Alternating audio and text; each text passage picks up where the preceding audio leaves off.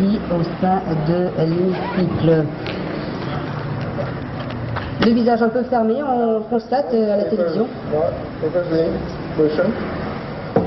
Mr. Speaker, sir, I beg to move that all the business in today's order paper be exempted from the provisions paragraph 2 of Standing Order 10.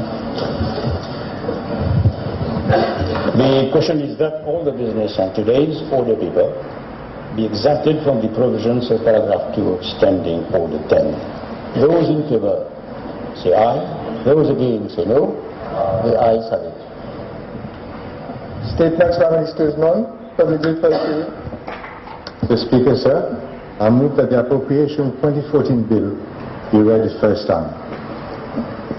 Public bill second reading. Donc voilà, le ministre des Finances qui se met devant une tribune pour lire ce discours. avec quelques plaisanteries comme à l'accoutumée de quelques parlementaires pour détendre peut-être l'atmosphère. Encore une séance photo du Premier ministre, du vice-premier ministre Xavier Luc Duval, En attendant la lecture. Donc voilà, cette séance de photos traditionnelle, je vous le disais. On vous disait un peu plus tôt aussi le visage un peu crispé, un peu grave et un peu fermé de Xavier Luc Duval à quelques minutes de la présentation de son budget. Nous attendons que cette séance photo prenne fin pour reprendre la direction de l'hémicycle.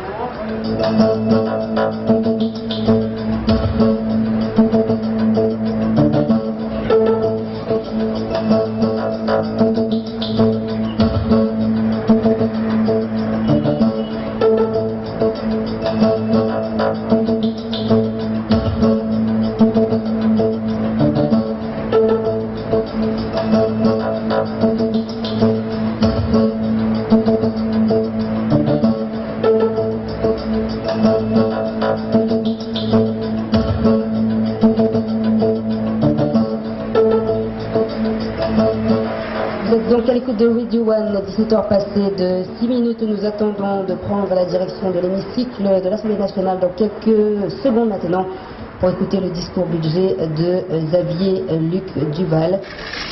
Ce discours qui devrait débuter dans quelques secondes.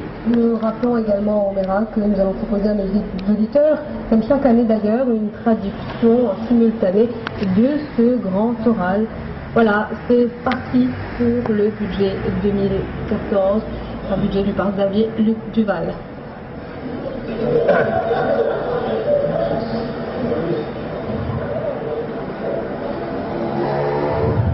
Mr. Speaker, sir, I move that the Appropriation Bill 2014 be read a second time. Mr. Speaker, sir, my third budget builds on our past achievements and sticks to our vision of the future, that of becoming a high-income nation without absolute poverty, of more durable, and of a democratized economy. As a nation, we have always known that these goals would not be easy to achieve. But in every single year since 2005, we have made progress and come closer to our long-term destination. Our per capita income in 2005 was $5,200. Today it is almost double at $9,300. Mr. Speaker, sir, we are 3/4 of the way to becoming a high-income nation, a goal that can be achieved within the next 6 budgets. This evening, Budget 2014 is about creating the next wave of prosperity to build a better Mauritius. We've had wide consultations with stakeholders while preparing the budget, and I've heard a rich diversity of views. We are particularly in tune with the expectations of the less fortunate and most vulnerable. There are still families living in absolute poverty. They make up less than 2% of our population, amongst the lowest poverty levels in the world.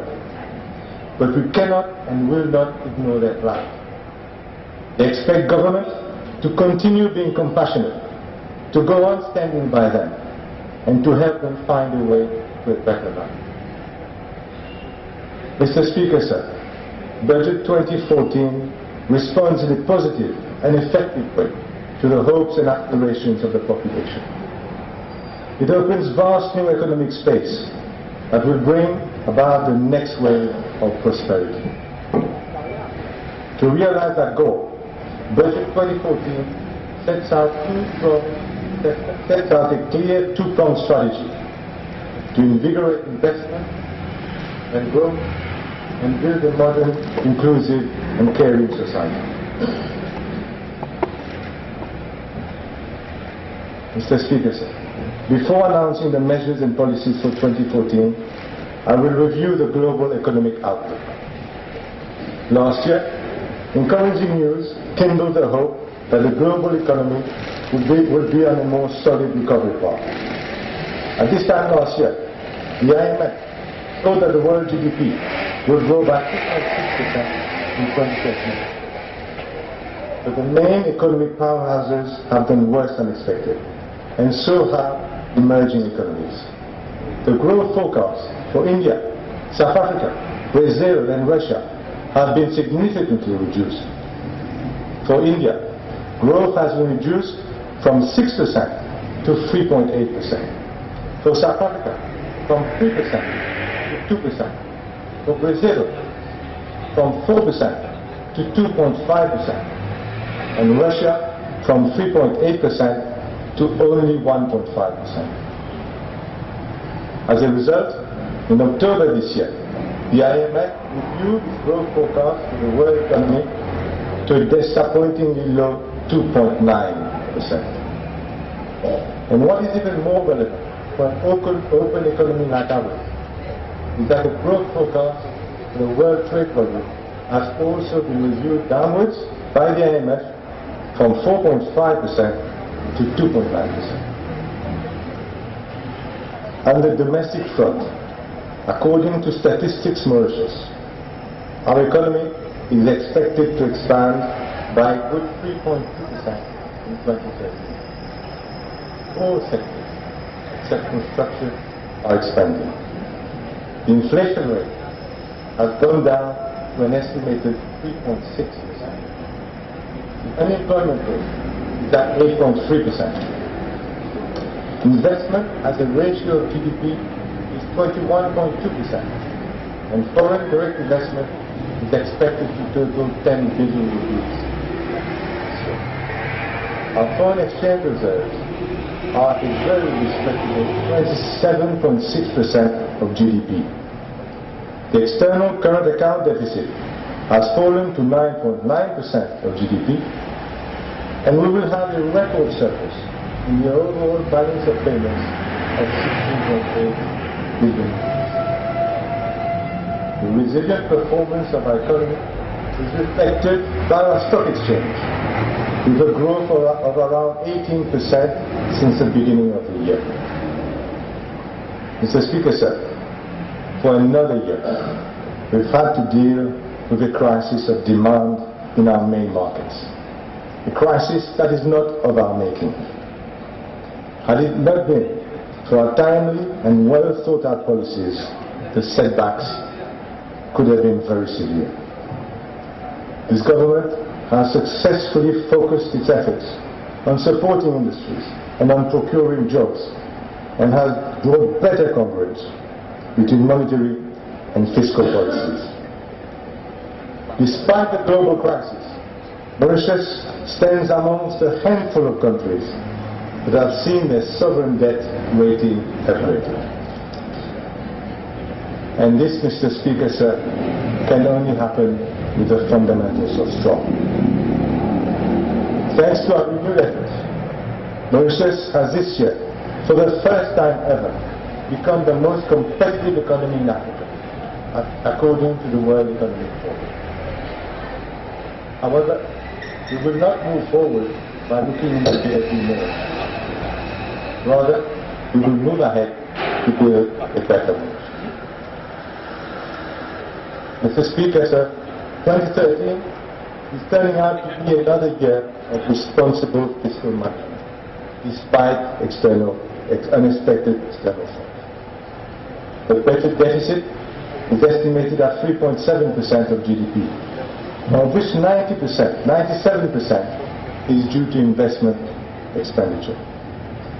Public sector debt to GDP ratio would amount to 54.8%, still on track to a target of 50% debt to GDP by 2018.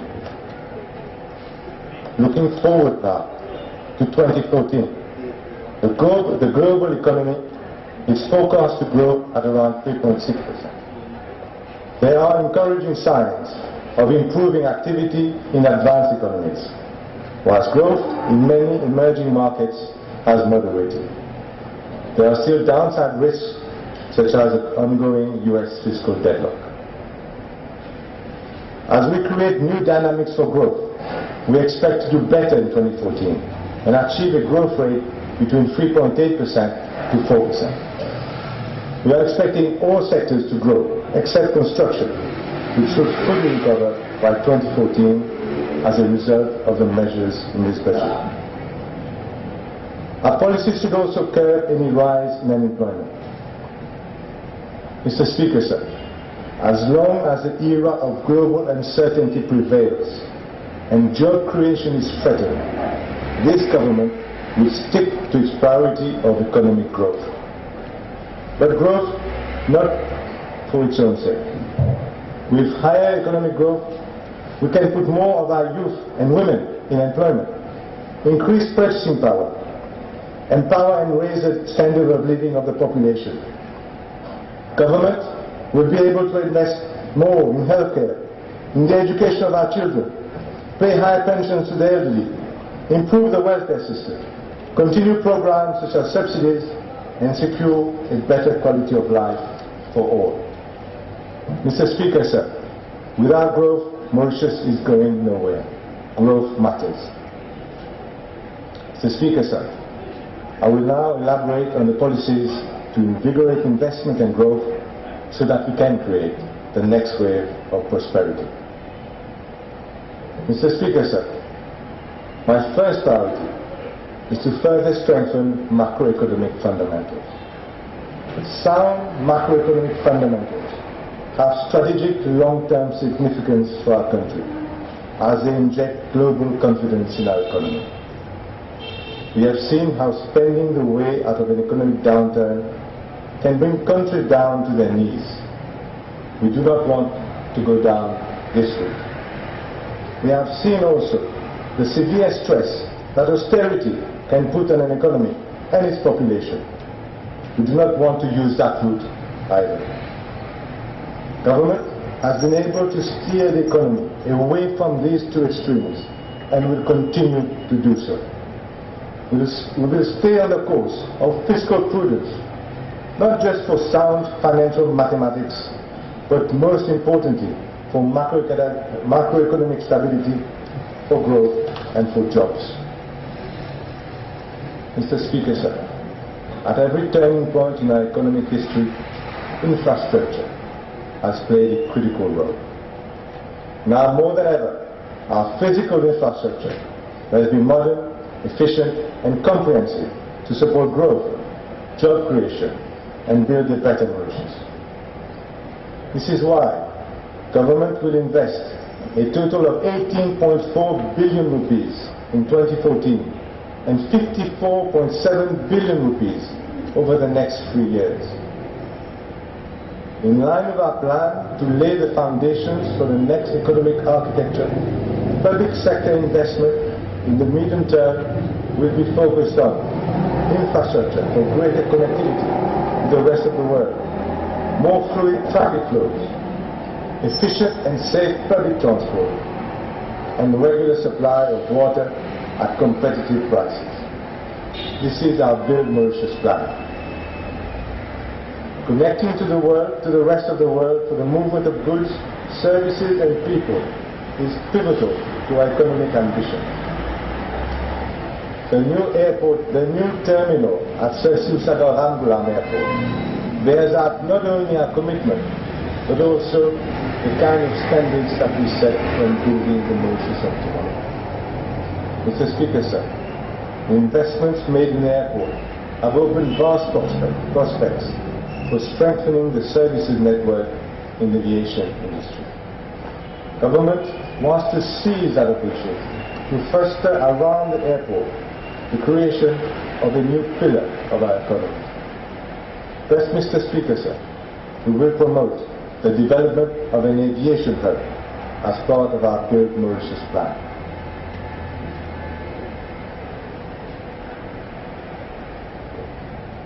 It holds the promise of a new industry with high growth, new jobs, and significant foreign currency earnings. It will add a new dimension to our role in the region, riding with the rapid growth in travel between Asia and Africa. It will also allow us to capitalize on the investments we have been making in the airport infrastructure. Government will develop a master plan which will focus on the following four main segments: a passenger hub, a cargo hub, a regional training center for maintenance technicians and eventually pilots, and a center for maintenance repairs and overhaul for aircraft. In the meantime, Airports of Mauritius Limited will expand the cargo and freeport facilities at the airport for a total amount of 525 million rupees over 72 hectares. This project, scheduled for completion in July 2014, and together with the new airport hotel, should prepare the ground for the aviation hub. Mr. Speaker, sir, the airport is becoming an emblem of our ambition. The next big investment to improve connectivity will be in the seaport. We have compelling reasons to make strategic investments in our port, given the central role that it will play in the ocean economy.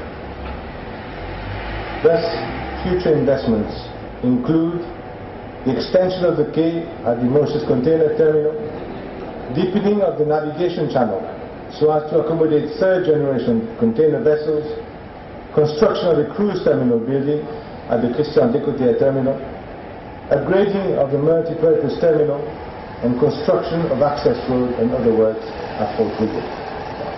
Total investment in port development will amount to 3.2 billion rupees in 2014 alone, and a further 2.3 billion rupees over the next 2 years.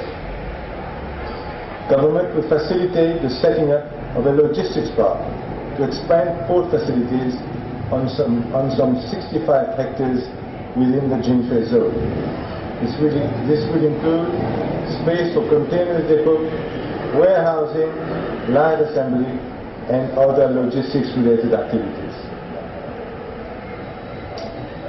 Mr. Speaker, sir, government will promote the creation of a marine services platform, the second new pillar for economies. It will be centered on growing the bunkering facilities and the various economic activities that are linked to that trade, such as ship chandling, repairs and maintenance of vessels, crew management, and sur la croissance économique pour le bien des Mauriciens. Alors, les premières mesures que le ministre finit de parler du Conseil d'infrastructure. Donc, le traffic for only 300,000 tons. And our aim is to triple that in the medium term. We are impressed by the keen interest of international companies to invest in bunkering and oil storage. It is an opportunity that we should not miss. To make it happen, we are liberalizing the bunker trade, which will bring a fall in the price of bunker fuel. Thus, operators other than STC will be able to import petroleum products, including bunker fuel. The liberalization of bunkering will increase the number of ships calling at portways, leading to greater transshipment and the growth of feeder services to Africa, resulting in more competitive tariffs. It will also bring about substantial investment in facilities in and around the port. The liberalization of bunkering will give rise to additional private investment of 2.5 billion rupees and increase storage capacity from 120,000 tons to 270,000 tons by 2016. Mr. Speaker, sir, this is a tremendous opportunity for our country to regain its place as a star and key of the revolution. Mr. Speaker, sir, there are also very good prospects for developing Mauritius into a petroleum hub. Procedures have already started for the construction of storage facilities for automotive fuel and gas oil of a capacity of 25,000 metric tons for re-export to the region. But we want to go beyond that and probe into the feasibility of creating a full-fledged petroleum terminal in Mauritius. To this end, an exhaustive study will be done on all the aspects of such a project, with great emphasis on environmental protection. This activity could create huge opportunities for engineers and create well-paid, high-skilled jobs. Our next priority in building a better Mauritius is to have a people-centered land transport system, focused on the diverse needs of commuter convenience, safety, and comfort. Severe traffic congestion has been estimated to cost around 4 billion rupees annually to the Mauritian economy. In recent years, we have addressed this issue with decisive actions that have resulted in a noticeable reduction in traffic congestion and traffic time. And we will do more to make ridership on our roads safer and more convenient. The opening of the Terre Rouge Verdun and Verdun Trianon links would serve as an outer bypass to the capital for those traveling between the south and the north. This would mean faster mobility for our commuters and also relieve traffic pressure in the Port-Louis region. New projects are being designed to further alleviate congestion on our roads. This includes the following, which will be implemented on a priority basis with private sector participation. First, the construction of a grade separated junction of the Phoenix and Jumbo roundabout. Second, the construction of a bridge over Grand Rivière Northwest to link Coromandel to Sorèze on the M1. And third, the construction of a tunnel to the Signal Mountain to Saint-Domingue. Quite literally, we are withdrawing the map of Mauritius. Mr. Speaker, sir, convenience of land transport also depends on the means of transportation used by our commuters. The bus accident at Sorèze in May this year was a heartbreaking national tragedy.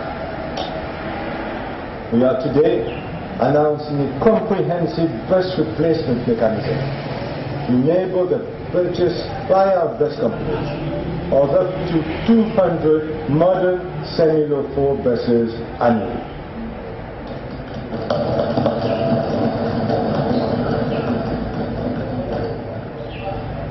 This mechanism will provide a subsidy of 1 million rupees per bus and will be financed through a levy of 1 rupee per litre on petroleum products.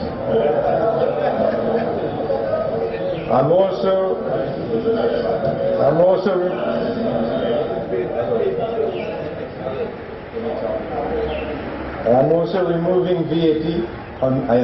removing VAT on this type of bus. Together, Mr. Speaker, these two measures will reduce the acquisition cost of each semi-low-floor bus by some 1.6 million rupees.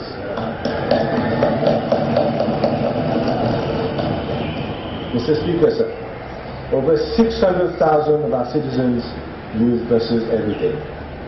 This measure will touch almost every household each day of the working week and will ensure a safe and more comfortable journey. Once again, this government is putting people first.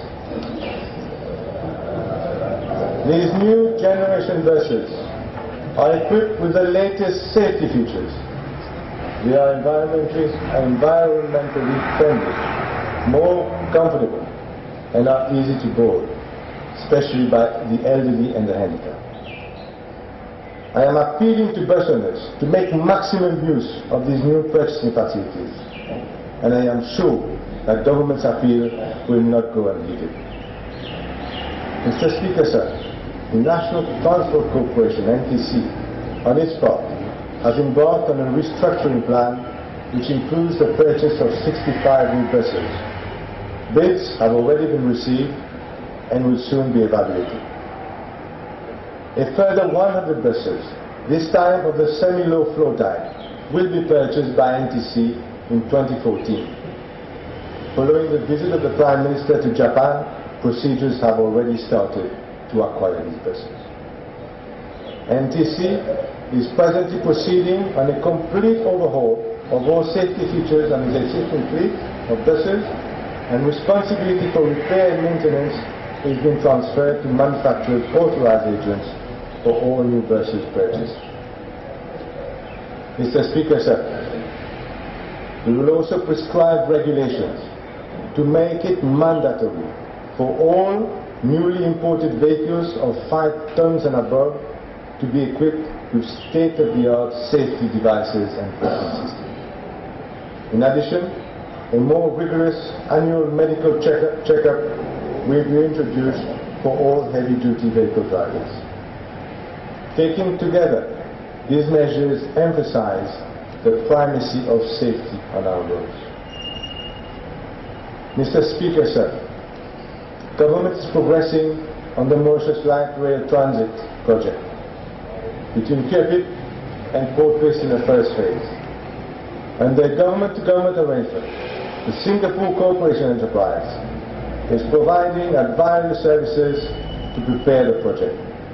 An expression of interest has already been carried out. Out of the 11 proponents, 6 have been pre-selected and will be invited to submit their detailed proposals. Mr. Speaker, sir, government is making significant investments in the utility sector to expand capacity in line with rising demand. First, 3 billion rupees will be invested to increase the capacity of the Saint Louis power generation plant by 60 megawatts to be operational by end 2015.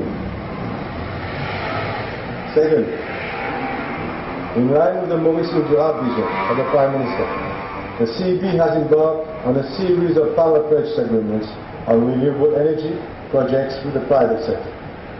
These projects are expected to become operational by early 2015. Investments in solar and wind projects will inject some 5 billion rupees in the economy. Third, regulations will be made to liberalize sale of electricity. Thus, enterprises will be able to sell electricity they produce directly to their tenants. Fourth, the CEB has commissioned a feasibility study on the use of LNG for future generating plants. Fifth, government will encourage medium-scale distributed generators to sell their surplus electricity generated from renewable sources to the CEB. And sixth, an energy efficiency campaign will be launched by the Ministry of Energy and Public Utilities. Mr. Speaker, sir, our next decisive actions regarding utilities are in the water sector. The main challenges in the sector are increasing demand, aging infrastructure, and climate volatility. A new water authority bill will be introduced next year to improve efficiency. As already announced, the CWA, WMA, and irrigation authorities will be merged. Government will enlist the services of an international team of experts to assist in the merger exercise and the operations of the new institution.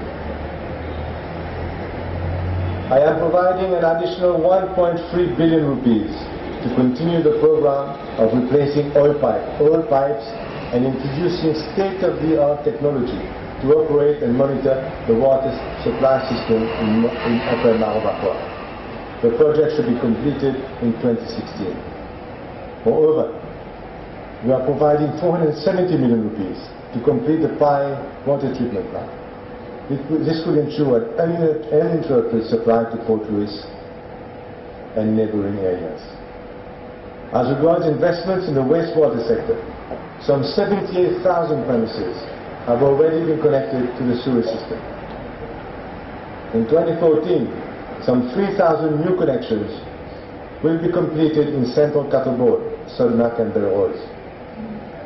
In addition, the works contracts for connecting some 3,000 households at Giddings Pie will be awarded next year.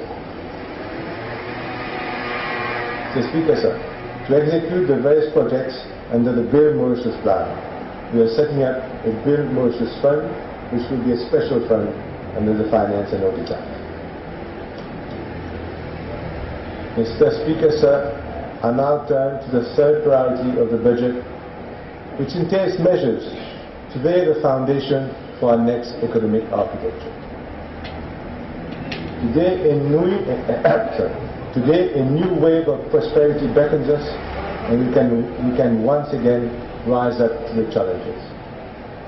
We are developing a new architecture that will change the course of our history and transform Mauritius from a country always looking for opportunities to a land of opportunity. This budget has already outlined prospects in the aviation hub, marine services platform, and the petroleum hub. I will now set out measures to develop 4 more economic pillars that will further expand our espace economic.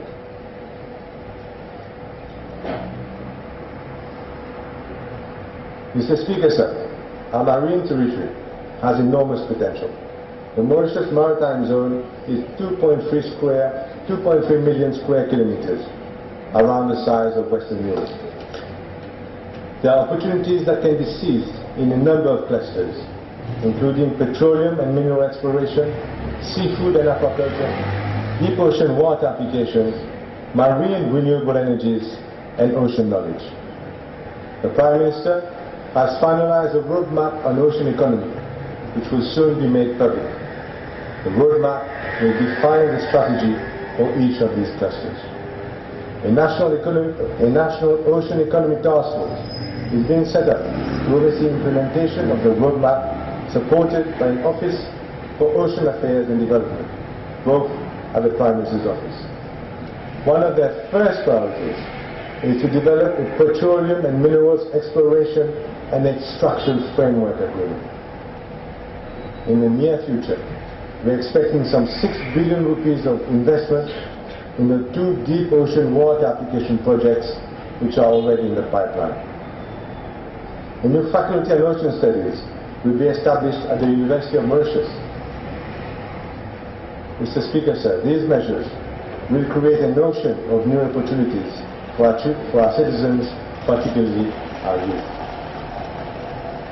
Mr. Speaker, another new sector that will redefine the economic architecture of our country is the green economy, which shows good potential for using biomass to produce electricity. Thus, a biomass development scheme will be introduced under the MID fund to encourage and give incentives to small planters to grow plants that will be efficient sources of biomass energy. Under the new plan, the cultivation of the crop Arundo donax, which can offer a substitute for coal, could be expanded on a commercial basis. Thus, the green economy will maximize the productivity of our agricultural land, while at the same time give a lifeline to small planters who are looking for new higher value added activities. Mr. Speaker, sir, I am removing VAT on photovoltaic panels, which should reduce the cost by 15% and greatly encourage production of renewable energy. This government is once again demonstrating its unwavering determination to realize the MID vision. This budget provides a total of 6 billion rupees for implementing a broad spectrum of MID-related projects for greater use of renewable energy, protection of lagoons and aquifers, sustainable food production, and the rehabilitation of nature reserves and parks, amongst others. Mr. Speaker, sir, we will now move from the green fields to the silver screen. The global film industry is a multi-billion-dollar business. It comprises a wide spectrum of activities, such as script writing,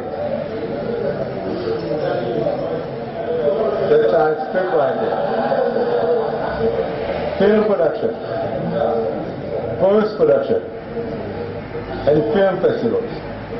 The Mauritius Film Rebate Scheme has formed keen interest amongst filmmakers to shoot in Mauritius. This year, 7 films have been approved under the Film Rebate Scheme, and the estimated qualifying expenditures amount to some 170 million rupees. The Board of Investment confidently expects the film industry to generate ₹500 million in foreign exchange in 2014 and much more thereafter. But as important as the money spent is the transfer of knowledge, the opening of opportunities for artists, actors, musicians, and their skills and services required in filmmaking and preparation of sets. It will give a tremendous boost to our creative industry.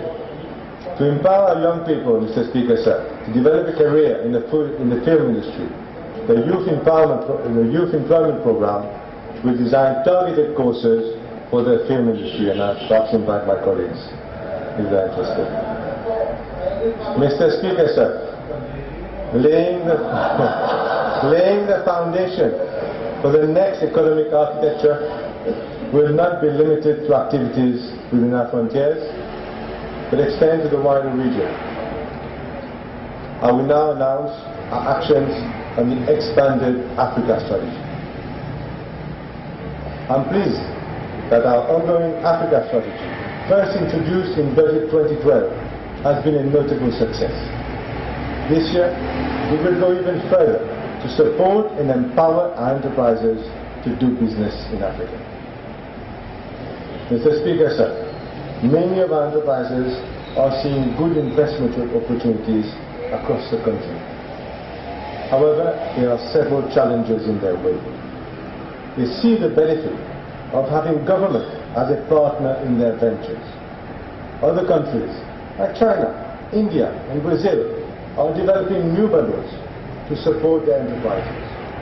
Mauritius needs to be as bold. Mr. Speaker, sir, I am pleased to announce the creation of the Mauritius Africa Fund, to which we are committing 500 million rupees over 5 years. This fund has 2 clear objectives. First, to participate in the equity financing of businesses investing in viable projects in any African country. Its equity participation will be capped at 10% of the share capital of the enterprise. Second, the Mauritius Africa Fund will offer fee-paying consulting services on the continent to government and public sector entities.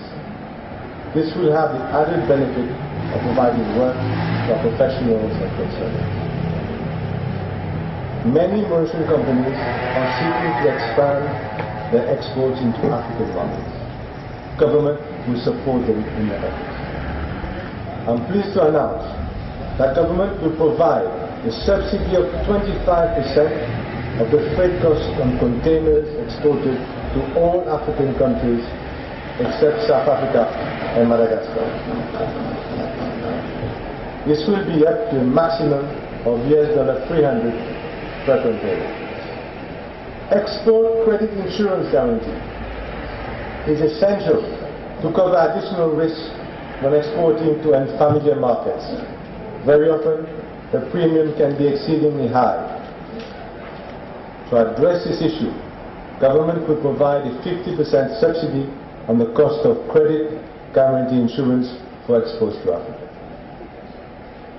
To enhance the role of Mauritius as a gateway to Africa, BOI will organize 6 high-level conferences across the continent in 2014 to showcase Mauritius as a trusted partner. These conferences will serve the triple objectives of reinforcing our good image, strengthening economic cooperation, and promoting our financial and business services. To establish greater cooperation at the institutional level, I am requesting BOI to host in Mauritius an annual conference of chief executive officers of all investment promotion agencies in Africa in order to share experience, encourage best practices, and increase networking. The first conference will be held in June 2014. The Africa Center of Excellence will actively promote the placement of our young technicians, graduates, and professionals on the continent. It will identify employment opportunities, seek collaboration with local counterparts, promote mutual recognition of qualifications, draw up short lists of candidates, and facilitate interviews. Mr. Speaker, sir, the offer of 50 scholarships to African students is being renewed next year. Our country already hosts a number of important regional organizations and has the power to welcome many more. To this end, my colleague, the Minister of Foreign Affairs, will present a host country bill in Parliament, which will codify the various entitlements, rights and obligations of international organizations wishing to set up their regional offices here. Mr. Speaker, sir, never before has so much been done to build such strong bridges between our island and the rising giant that is Africa. Mr. Speaker, sir, taken together, the ocean economy, green economy, film industry, and expanded African strategy, in addition to the aviation hub, marine services platform, and petroleum hub, will push new frontiers and allow Mauritius to open the door and let prosperity in.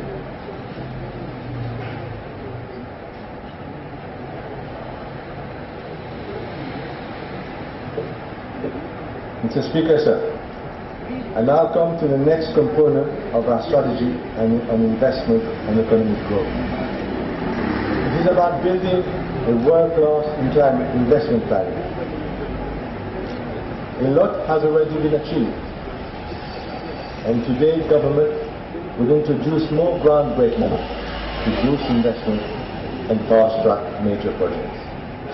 The Prime Minister has decided to set up a fast-track committee under the chairmanship of the Financial Secretary to expedite the processing of all permits and approvals concerning major big impact investment projects.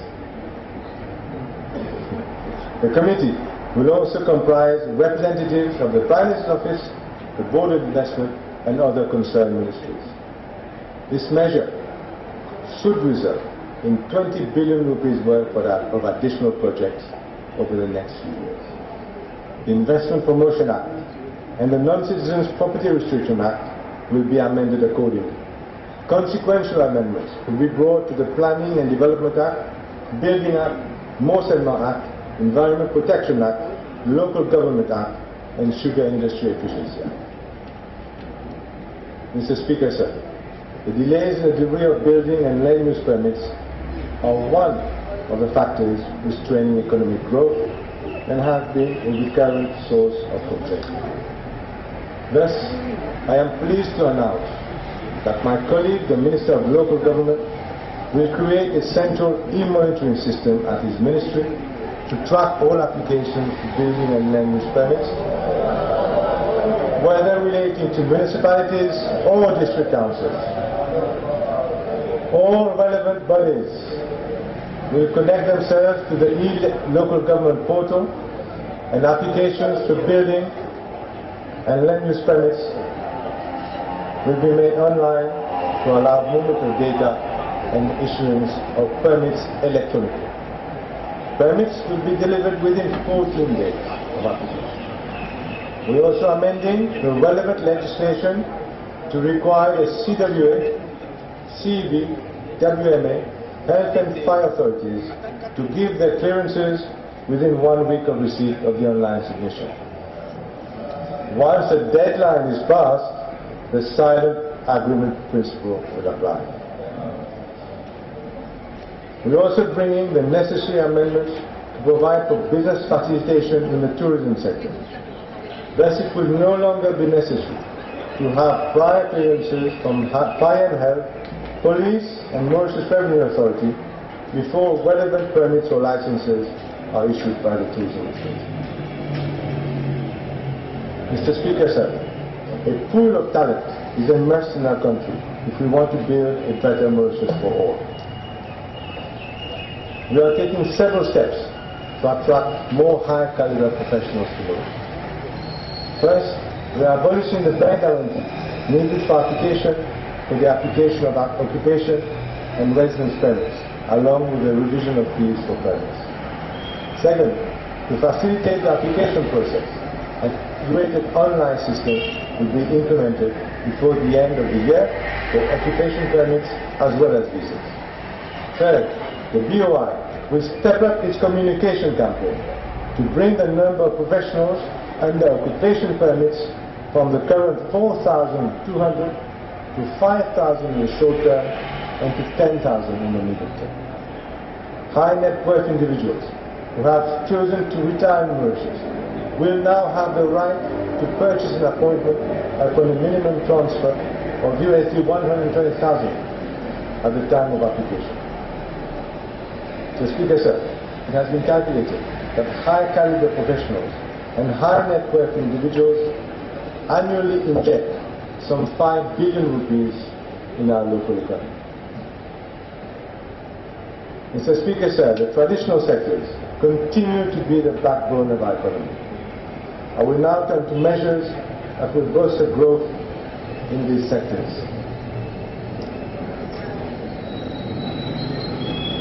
I will start with challenges in the tourism industry. As a result of strong measures taken in last year's budget and a diversification plan applied by the Ministry of Tourism and Leisure, we have been able to revive growth in the tourism sector. The tourism industry has picked up recently, with growth rates of 11.5% in August and 8.4% in September. October is also expected to have been a good one. Nevertheless, our tourism industry is still too Eurocentric, and given the present economic situation in Europe, it remains vulnerable.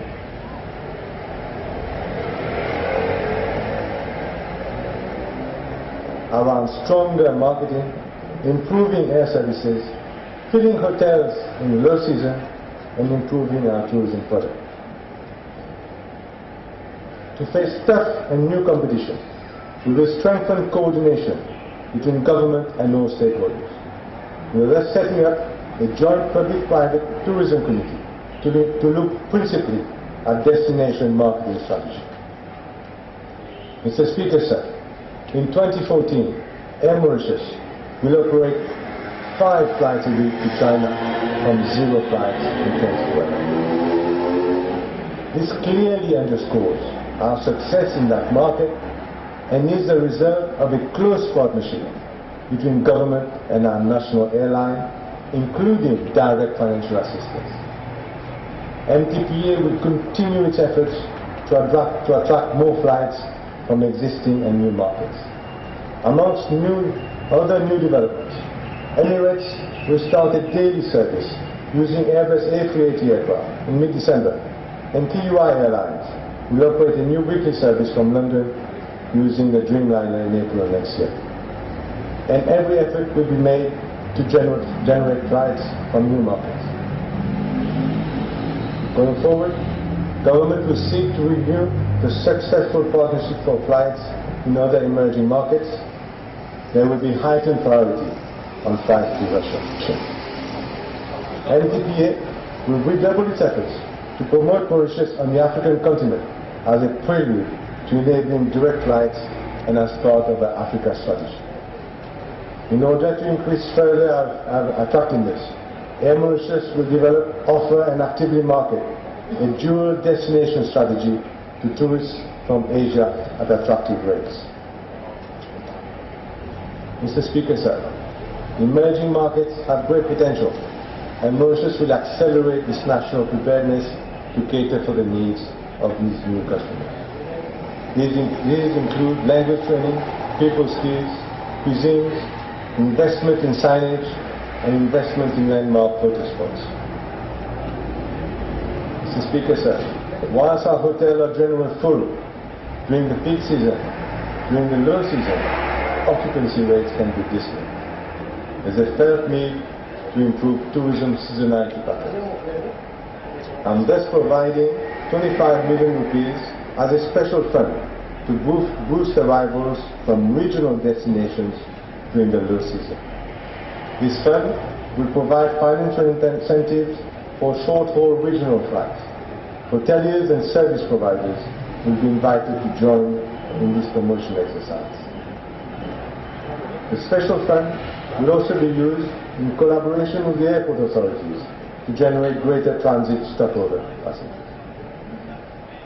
Finally, Mr. Speaker, sir, airfare is a major factor in the competitiveness of our destination. We have commissioned an independent study on this issue. Government, with all relevant stakeholders, will analyze the findings and take any action that may be required. Mr. Speaker, sir, financial services remains the most protected sector of our economy. A continued increase in commercial substance is crucial for growth of the sector. We will further enhance our legislative framework and provide great avenues to that sector for dealing with residents. The Joint Committee under the Financial Services Consultative Council has been mandated to provide recommendations on the better integration of global business sector with the domestic sector. In spite of the global challenges, our financial services industry has remained robust. To this end, we are setting up a serious fraud office and a coordination committee amongst all agencies combating financial crime.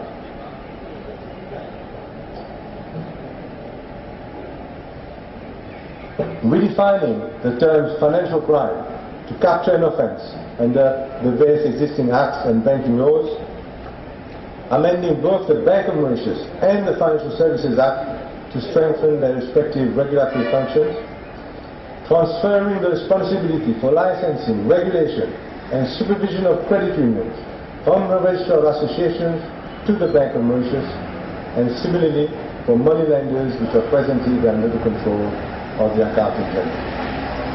The membership of the Financial Stability Committee will be expanded to include the financial intelligence. We will continue to ensure adherence to international standards and best practice. To this effect, Mauritius will adhere to the Multilateral Convention on Mutual Administrative Assistance in Tax Matters developed jointly by the Council of Europe and the OECD.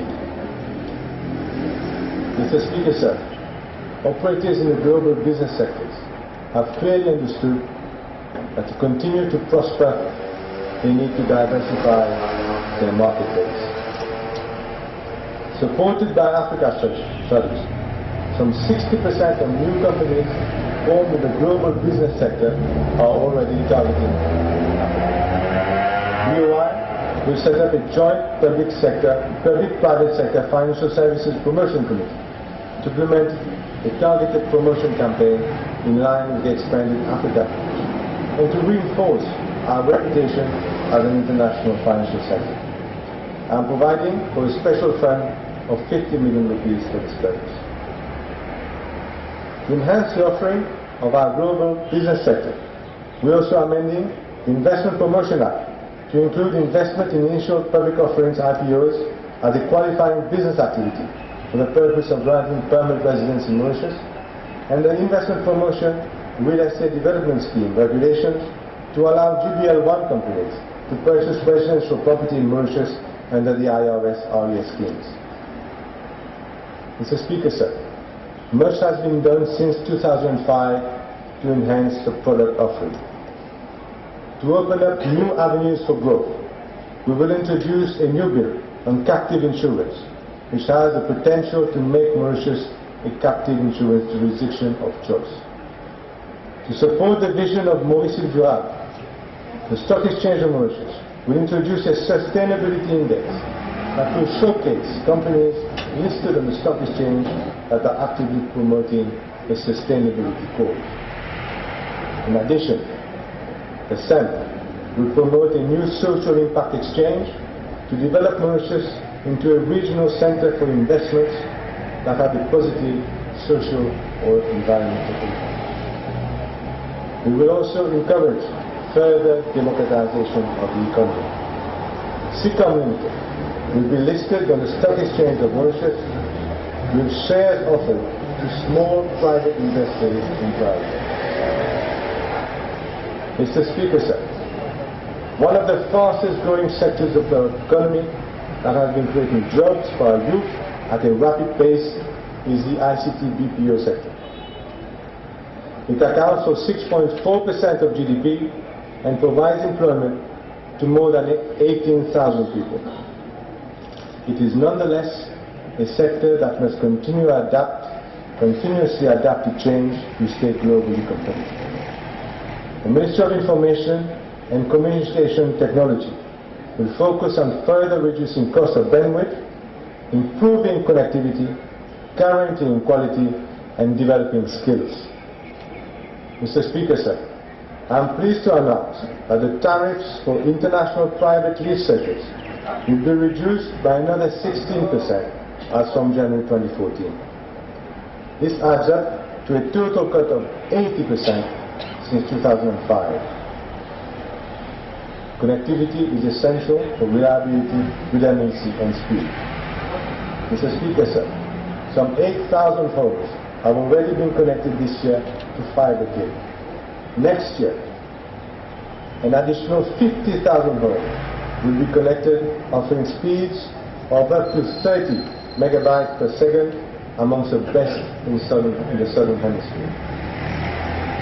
Fiber connection will involve an investment of 7 billion rupees by operators over the next 5 years. To enhance internet connectivity with East Africa, a cross-connection of the Lions and Seas fiber optic cable system will be established between Mauritius and Seychelles.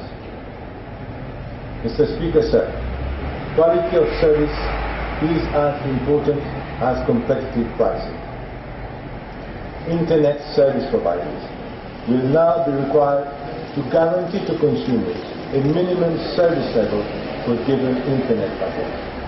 ICTA will monitor adherence and will act against any violation by operators.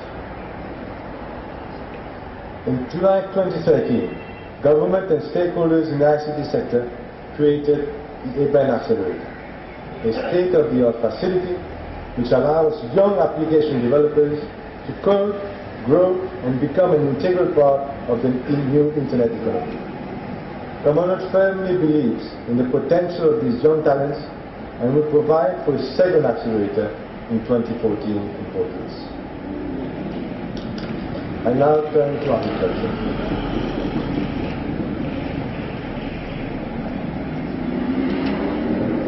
Mr. Speaker, sir, the role of agriculture remains significant in the development of our country. In fact, it is an industry that we want to take to new frontiers. We will do so by addressing land abandonment, improving land yield, supporting access to finance, use of modern technology, and access to markets. Abandoned land remains a major issue in Mauritius. I'm providing 400 million rupees for FORET to carry out derocking in 2014. This is the most effective way to halt land abandonment and to improve land productivity. I'm providing 30 million rupees for the continuation of the compost subsidy scheme to the benefit of all planters to improve land yield. The Bank of Mauritius will provide 1.3 billion rupees to maintain the advance payment of 80% made on delivery to sugar factories. We are extending LEMS equipment leasing facilities under the Planters Harvest Scheme for another year. Mr. Speaker, sir, a new industry is cropping up with great potential, the seed industry. The legal framework was set up in 2012. Today I'm providing 3 million rupees to set up the National Plant Varieties and Seed Office within the Ministry of Agro-Industry and Food Security. To tackle the problem of increasing losses incurred by food growers, 4 million rupees are being provided to cover 75% of the purchase price of pack nets. I'm raising the provision for the freight rebate scheme for horticultural exports from 10 million rupees to 15 million rupees. I'm also pleased to announce, Mr. Speaker, sir, that the full VAT refund scheme for agricultural machinery, equipment and tools, which was introduced in 2012, is being made permanent.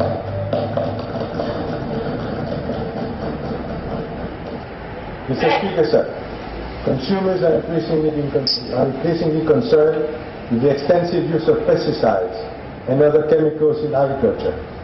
I'm providing funds to control and measure their use.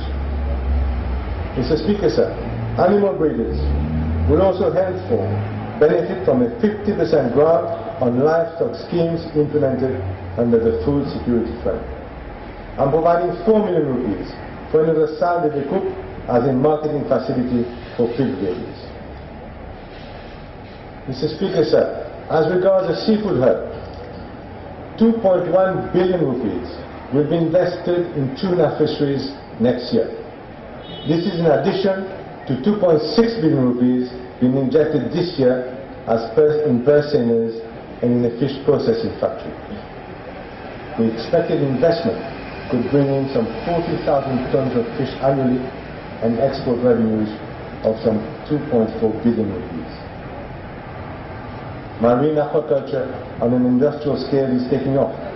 Currently, some 500 to 600 metric tons are produced on 2 sites, of which 70% for export. We are adding 3 more sites over the next 2 years to double production. Mr. Speaker, sir, next year, 8 million rupees will be provided to the Ministry of Fisheries for the purchase of 20 floating aquaculture cages, in addition to the 8 installed today. This is in response to increasing interest expressed by fishermen for small-scale agriculture. The restocking program for our lagoons has been successful since its inception in 2012. I'm providing 5 billion rupees to triple the pace of replenishment by increasing the number of fingerlings released to 1 million in 2014. Notable improvement in fish stocks in the lagoon can be expected within 3 years. So, Speaker, sir, net fishing is not compatible with our policy of restocking our lagoon for the benefit of our fishermen. Pending an eventual ban on both large net and gill net fishing, both types will be phased out. As an additional incentive for fishermen to surrender their nets and fishing licenses, all the 21 fishermen cooperatives and associations will be eligible for an increase of 50% in the compensation package being offered presently. In addition, they will be encouraged to take up aquaculture with the provision of a floating cage. To encourage off-lagoon fishing, government will provide a 50% grant on the purchase of off-lagoon canots up to an amount of 200,000 rupees per canot. Mr. Speaker, sir, there is good scientific evidence that seafood and permaculture can be carried out in our seas on an industrial scale. This will open new opportunities for higher value activities. Mr. Speaker, our manufacturing sector has to constantly gear up for greater global competition. Our support to the industry has been comprehensive. Going forward, government will continue to strengthen both the domestic and export-oriented manufacturing base. We will introduce an investment tax credit scheme to encourage high-tech manufacturing. The foreign currency leasing equipment modernization scheme, with an injection of 1 billion rupees from government at much lower interest rates, has greatly relieved our exports in terms of reduced exchange and exposure, and has thus induced them to invest in new and modern equipment. Within 6 months of operation, leasing finance amounting to 845 million rupees have already been approved. We are building on the success. Government is injecting a further 1 billion rupees into the scheme. I'm also increasing the export promotion budget of Enterprise Mauritius by 33% to 180 million rupees to step up its support for market expansion, especially in Africa. Mr. Speaker, sir, we need to make a clear distinction between work permits for our export-oriented enterprises, which need to compete on a worldwide basis, and other local enterprises. For export-oriented enterprises, work applications will be fast-tracked and delivered within 2 weeks.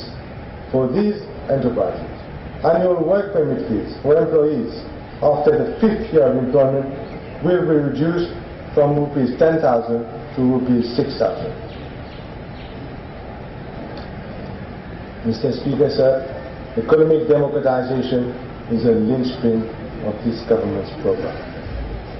Economic democratization is about building a better Mauritius for the many and not just for the few. Having the power, you have the duty to provide equal opportunities for all. In recent years, we have done all we can to empower micro and small and medium enterprises. Our effective action has received national and international acclaim. Mr. Speaker, sir, this year we are going even further. In 2012, government procured 6% of its goods and services from SMEs. I'm pleased to announce that by the end of 2013, government would have almost doubled its procurement from SMEs to an estimated 11% of all goods and services. The increase in procurement from SMEs is due to effective actions taken in our last budgets. Mr. Speaker, sir, it is the government's firm intention that the percentage of government procurement from SMEs will increase to 20% within the next 2 years.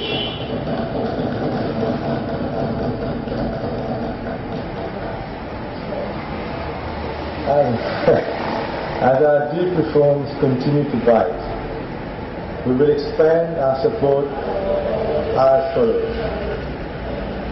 The Ministry of Public Infrastructure will henceforth unbundle contracts given on a district-wide basis to ensure that a larger number of SMEs are funded. This is a long-standing request from SMEs that is now effectively addressed. The number of zones in raise contracts for maintenance and upgrading of roads, drains and civil works will be increased, and the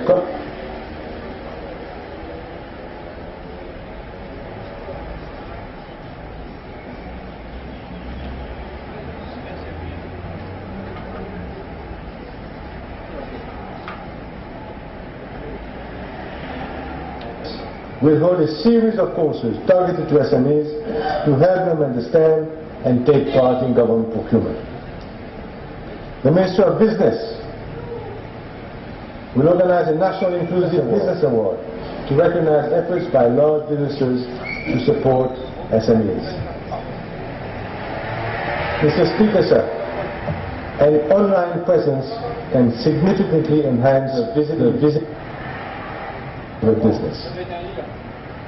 Our SMEs have been crying out for visibility, and the measure that I announce now will put them firmly in the spotlight.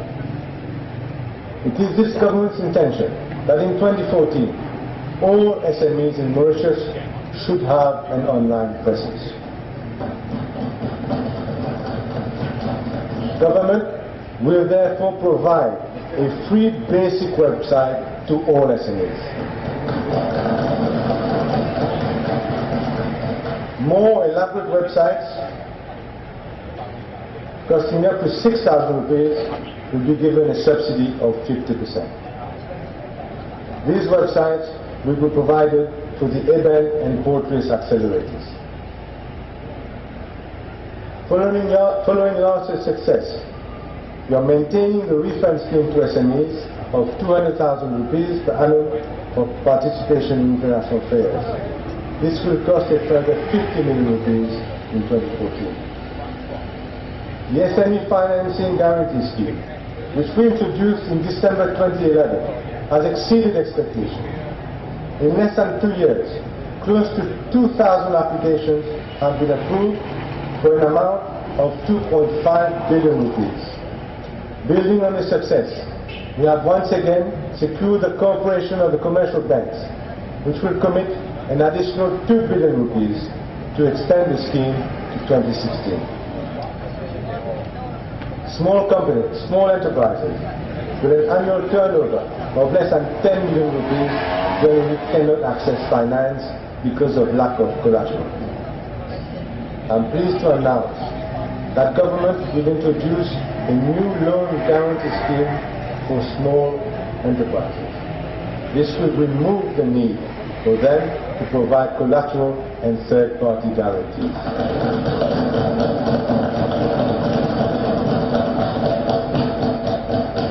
Instead, government will guarantee these loans directly to commercial banks up to 70% of any amount of loss incurred. With this measure, we will be channeling an additional 750 million rupees of loans to small enterprises without the need for collateral over the next 3 years. In addition, government will continue supporting the competitiveness of SMEs with a further series of measures. I'm earmarking 80 million rupees for the Mauritius Business Growth Scheme. Government is injecting 70 million rupees in the SME factoring scheme for 2014, and the scheme will be extended to planters. NPCC will provide training to 500 SMEs on productivity improvement 2014, organize high-level motivational talks on the national productivity award. Mr. Speaker, sir, SMEs have often requested additional space. In 2013, 55 new industrial units have been delivered to SMEs. Businesses using these units receive a 50% subsidy on rent for the first 3 years. As a result of the popularity of this measure, 2 more SME parks are under construction at Solitude and Plaine Manon at a cost of 200 million rupees. These will provide industrial spaces to 80 more SMEs. Mr. Speaker, sir, you will agree that through these actions, our government is transforming Mauritius into a nation of owners and not just earners. Measures taken in my last 3 budgets amount to nothing less than a Marshall Plan for SMEs. Mr. Speaker, sir, human capital can be a high-impact accelerator to economic growth and social well-being.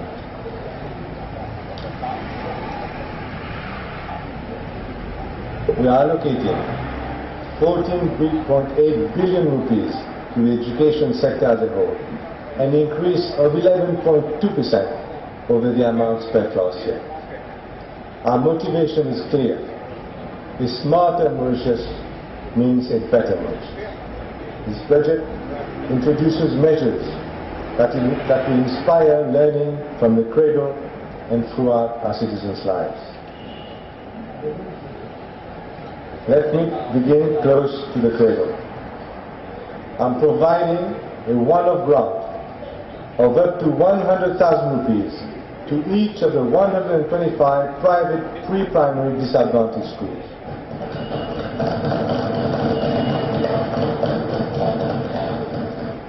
I'm also continuing the existing creche upgrading program for another year for a maximum amount of 200,000 rupees per facility. I'm increasing the total provision for the ZEP schools program by 30% to 440 million rupees. This will benefit 30 schools and 9,000 children from some of the poorest regions of our country. Going forward, Mr. Speaker, sir, we will now tap into international best practice and experience. Thus, we are introducing an innovative pedagogy project in 6 low-performing schools across the country. with the assistance of ESSA Foundation, a non-profit organization, and with the assistance of the African Development Bank. The ESSA Foundation, which has achieved remarkable success in UK, specializes in adaptive learning techniques to improve teaching outcomes and inclusion of disadvantaged children. We have said before that children cannot learn on an empty stomach. It is widely recognized that hot meals substantially improve students' attendance, learning, capacity, and performance. Implementation setbacks should not stand between us and what we know to be right. I'm earmarking some 130 million rupees for the hot meal program. Thus, as from the second term next year, hot meals will again be served in all ZEP schools.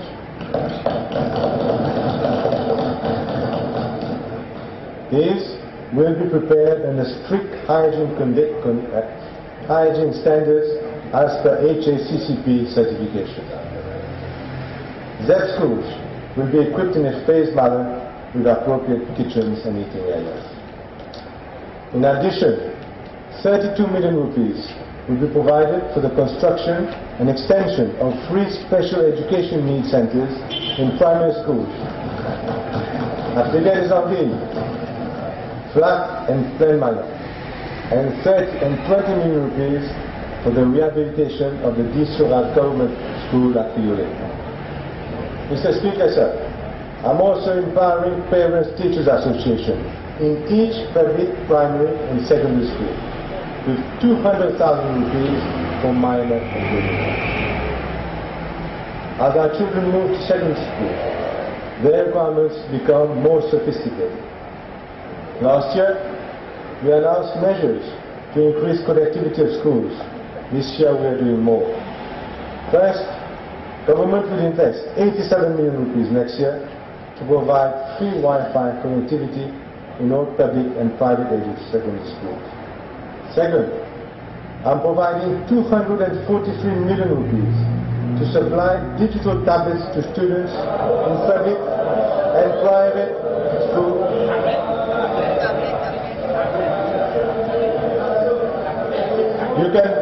Your children will get a tablet in January. End of January, you get the tablets.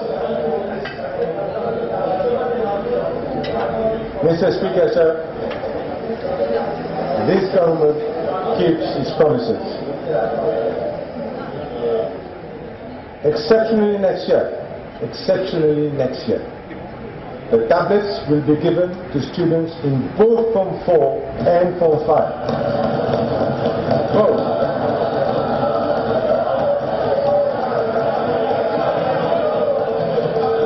I think that's what we did. Thus, students,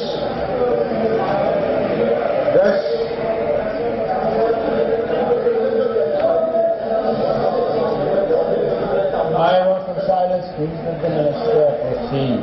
Shall I say it again, Mr. Speaker? Thus, in both Form 4 and Form 5, thus students who were entitled this year to a tablet will get theirs in 2014. And January is the target. The contribution payable for insurance will be 650 rupees per tablet.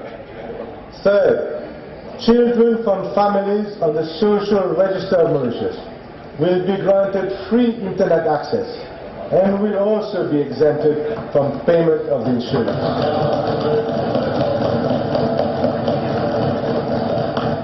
Fourth, the Ministry of Education and Human Resources is implementing a new HSC Pro qualification to better prepare our students for the world of work. HSC Pro will be offered in the ICT sector and will later be extended to the tourism, agro-industry, sports and business sectors. Fifth, Mr. Speaker, I'm providing the necessary funds for 8 existing secondary schools to be turned into specialized English schools, whilst also offering full normal classes. These will include a wide range of foreign language courses to our students, as mastery of one or several foreign languages becomes a key enabler for jobs in emerging sectors. And 6, it is crucial that our students plan their careers in areas that will be in demand. ICT is one of them. I'm providing for 8 additional national scholarships for ICT.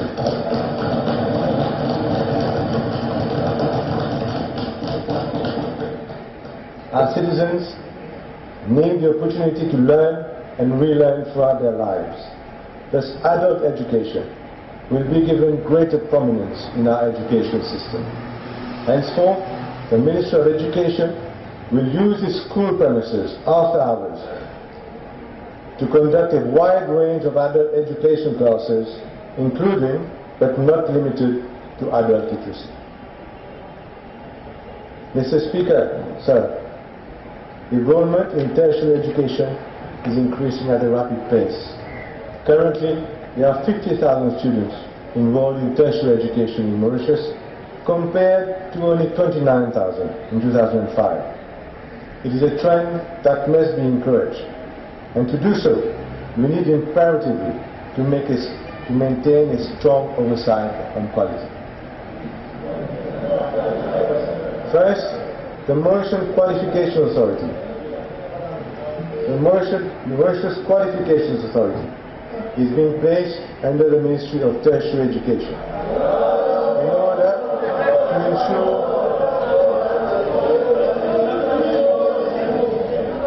in order to ensure, Mr. Speaker, sir, greater careers in post-secondary education. Second, government is providing 228 million rupees over the next 5 years for the setting up of an IIT Delhi Research Academy in collaboration with the University of Mauritius. Third, to push the frontiers of knowledge, trigger cross-fertilization of ideas, improve teaching standards, and foster greater research, we are providing for the recruitment of 30 experienced international lecturers who will be posted in participating state universities. Fourth, government will introduce an independent rating system for our faculties. The ranking will be made public to promote transparency and fairness. Fifth, we are providing 225 million rupees to start the construction of 3 modern campuses at Lévis, Montagne-Blanche, and Pamplemousse in 2014. Sixth, Mr. Speaker, sir, government will also deal with the hitches and glitches that have beset the enrollment of foreign students. New regulations will be implemented for the licensing of higher education institutions teaching foreign students. Poor performance or failure to comply with our approved guidelines and regulations will result in suspension of the license. Regulations will be introduced. Regulations will be introduced to prohibit misleading advertisements by higher education providers and their agents. Recruitment fees for agents should be capped. Mr. Speaker, sir, innovation is a crucial factor for success if we want to create the next wave of prosperity. It is a driver of growth and well-being, and it creates jobs in new and rejuvenated sectors. But to reap the gains, we require concerted efforts in many areas. Thus, funding for research and innovation will be centralized for more optimal allocation. Government is providing 100 million rupees to fund research and innovation programs, including a collaborative research scheme, small business innovative scheme, and research by public sector institutions through the Mauritius Research Council. The National Research Advisory Committee, which is set up to foster innovation and will count amongst its members Nobel Prize laureates and nominees. To enable our industries to adopt latest techniques, design and practices, a 25% annual capital allowance will be granted for the purchase of patents. Mr. Speaker, sir, The journey from the world of work, from the world of education to the world of work can often be difficult. We must do more to support our youth through this important transition. Henceforth, a 6-monthly employment trend survey will be published to inform the youth on career opportunities. Mr. Speaker, sir, Government is setting up a dual apprenticeship scheme with a good mix of practical experience and classroom studies. The existing apprenticeship program has been successful in helping our youth find employment in vocational fields. Moreover, this program will cover both diploma and degree courses. New regulations will include a review of allowances paid to apprentices. Mr. Speaker, sir, the youth employment program that we started this year is an inspiring success. More than 3,500 youth have found employment in 350 enterprises. I'm providing another 275 million rupees to continue the program next year. Mr. Speaker, sir, I'm allocating another 100 million rupees for a new back-to-work program for women. The female unemployment rate in Mauritius has traditionally been much higher than for males. To address this gender gap, the Skilled Working Group and the Ministry of Labour, Industrial Relations and Employment will implement the back-to-work program for women who wish to rejoin the labour force. This will consist of special training schemes to prepare them for at least 15 occupations.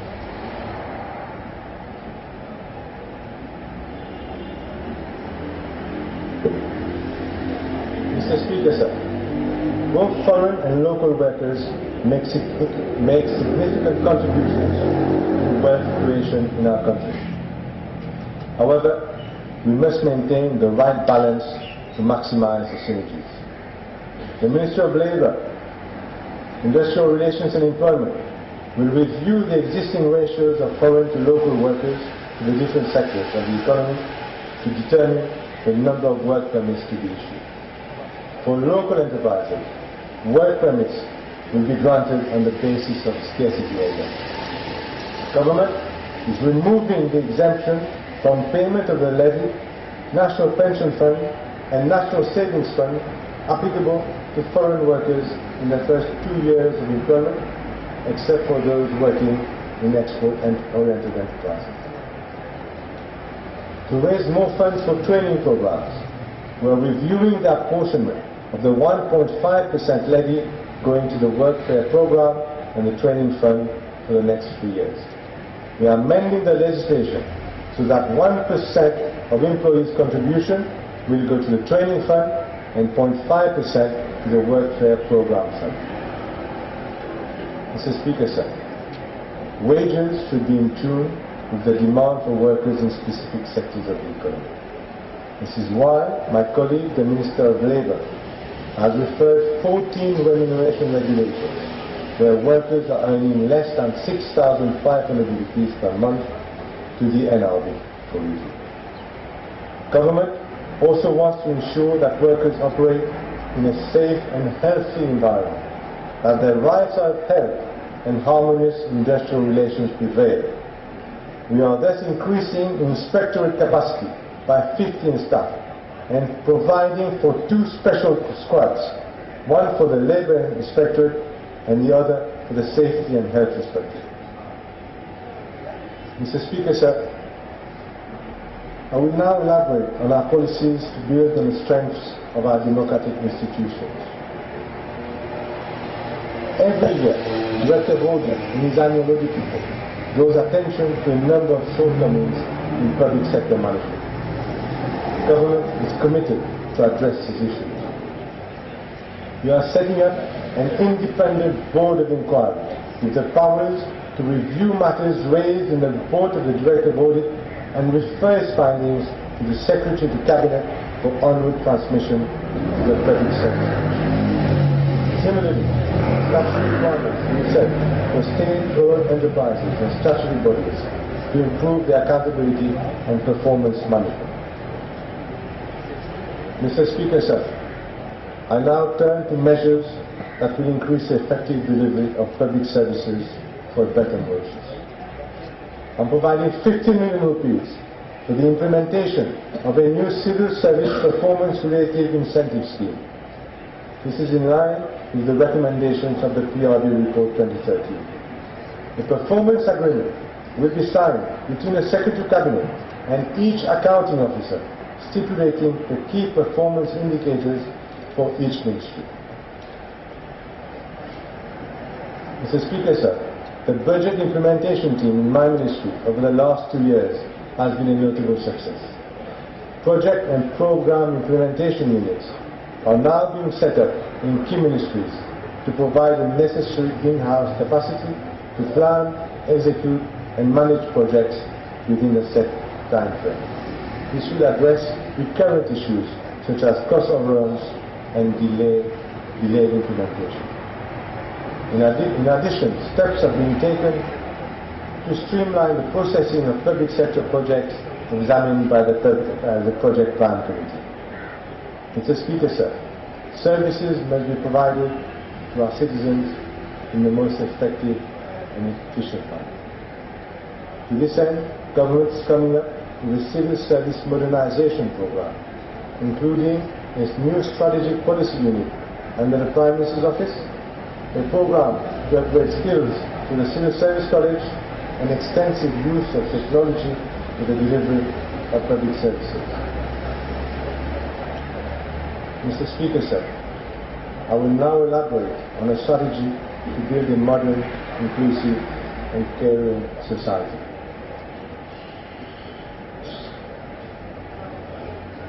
I now come to healthcare. Our philosophy and commitment have always been clear.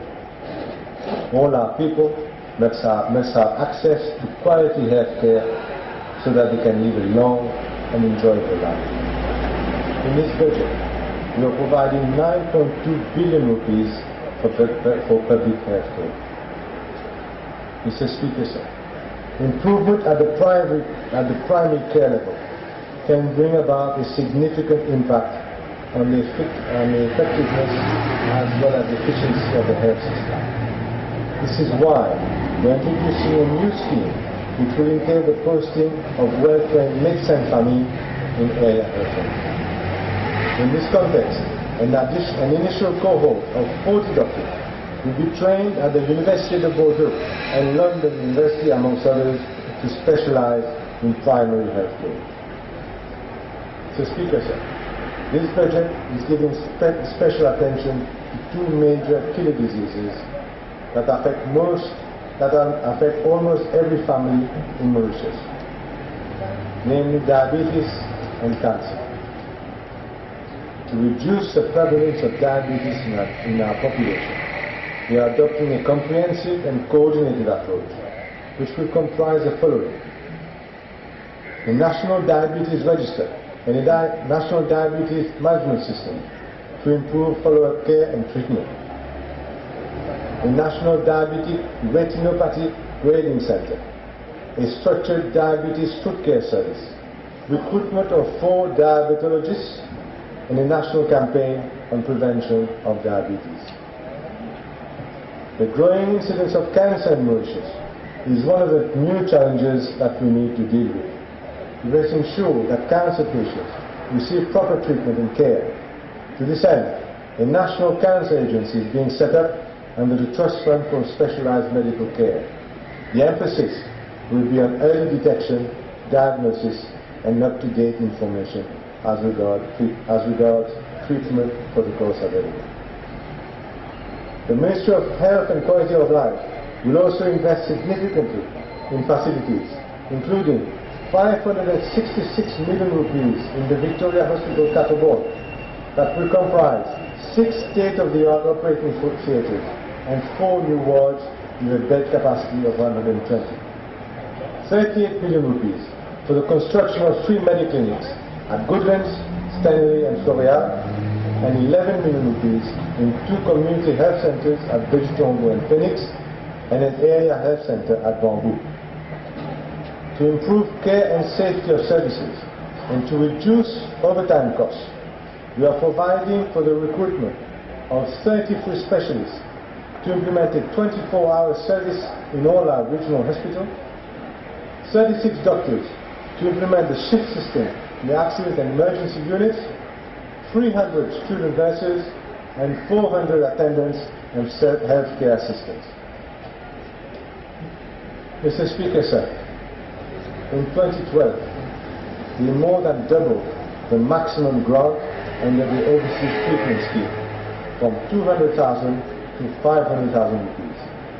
This measure has enabled some 165 patients so far this year to benefit from the scheme at a total cost of 40 million rupees. We are enhancing the scheme by raising the maximum grant from 500,000 rupees to 800,000 rupees for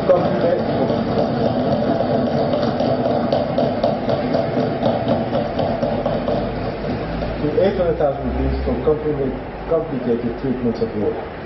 We are thus providing 50 million rupees for the Overseas Treatment Scheme for 2014. Mr. Speaker, sir, our next priority to build a better Mauritius is to promote an environmentally friendly lifestyle in line with Maurice Durable.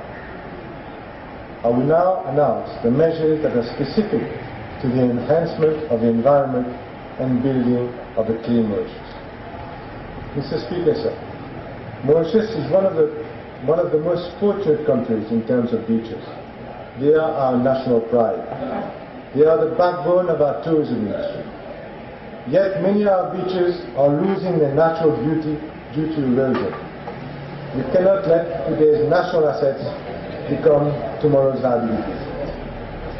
I am therefore, Mr. Speaker, sir, providing 100 million rupees to the Ministry of Environment for a beach reprofiling program for beaches across the island. Ricard Flat, Le Monde and Blue Bay beaches will be refilled with sand. In the same vein, we are providing for the rehabilitation of our coral reefs and increasing the live coral coverage. Mr. Speaker, sir, there are bare lands across the country, and many of them are left unattended. This causes a nuisance to neighbors and can be a security threat for the neighborhood. We are toughening up the law with regard to maintaining privately owned bare land and abandoned premises. The Local Government Act will be amended to enable local councils to place an obligation on landowners to fence their land in residential areas. I am providing 185 million rupees for the purchase of additional scavenger lorries to replace those that are more than 12 years old. Mr. Speaker, sir, efficient and environmentally safe disposal and recycling of solid waste remains a priority. I am providing 30 million rupees for a financial incentive to encourage the collection and re-export of PET plastic bottles.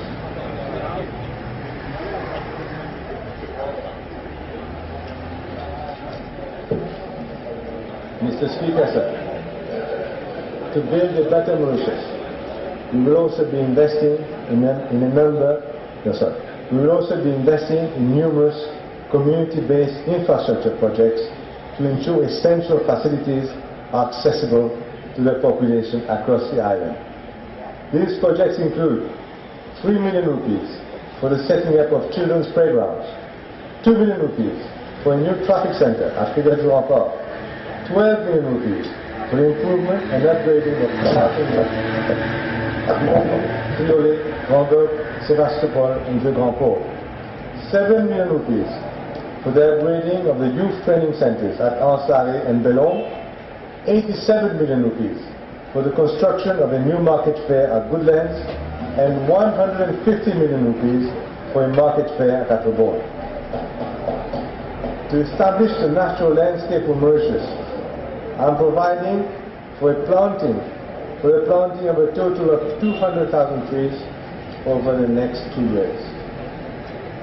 Mr. Speaker, sir, as we invest in a clean, healthy and green environment, it is important that our citizens benefit fully. To this end, a biking trail of 5 kilometers will be set up in Valle de Stello to attract lovers of nature and encourage visitors to come to the endemic garden. Mr. Speaker, sir,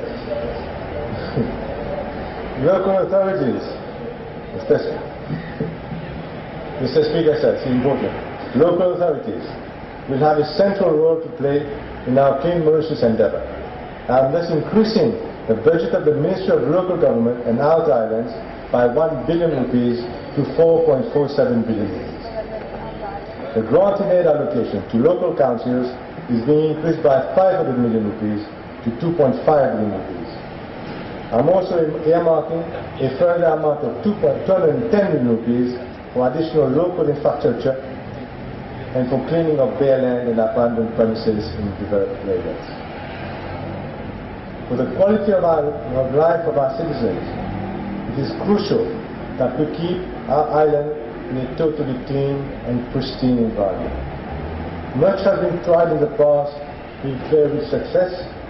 Tonight, I propose to approach the matter in a decentralized way. Mr. Speaker, sir, I am offering a financial allocation directly to participating village councils based on such factors as population size and village council area. They would have to respond to a specified cahier de charge with respect to cleaning and embellishment of their villages. This will be monitored on the basis of agreed criteria. 75 million rupees has been provided for this project. Mr. Speaker, sir, 2 years ago, we increased our annual allocation for the control of stray dogs by 10 million rupees. This time we are reinforcing our campaign with an island-wide sterilization program with the help of an international team of veterinarians. To make the campaign more effective, we are giving an incentive of 300 rupees to every dog owner who brings his dog for sterilization. An amount of 6 million rupees is being provided for this purpose. Mr. Speaker, sir, everybody is aware of the Prime Minister's Learn for Animals. Government will support the setting up of a trust fund for animal care and to construct and manage a modern animal hospital on state land at 5 Ways Woodland.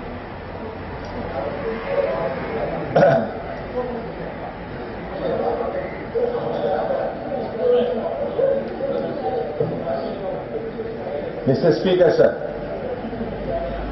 Mr. Speaker, sir.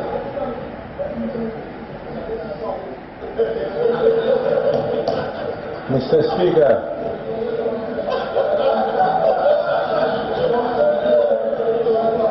Okay, order please.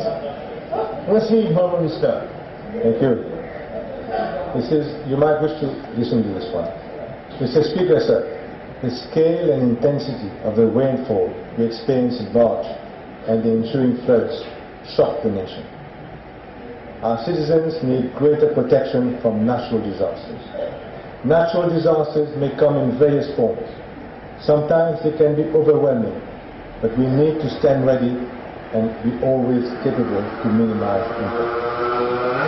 We are making provision for the operation of a fully staffed National Disaster Risk Reduction and Management Center. We are also providing for an IT-based early warning and emergency alert system with a project value of 35 million rupees. The flash floods earlier this year have raised the need to improve control and responsibility for our land drainage system.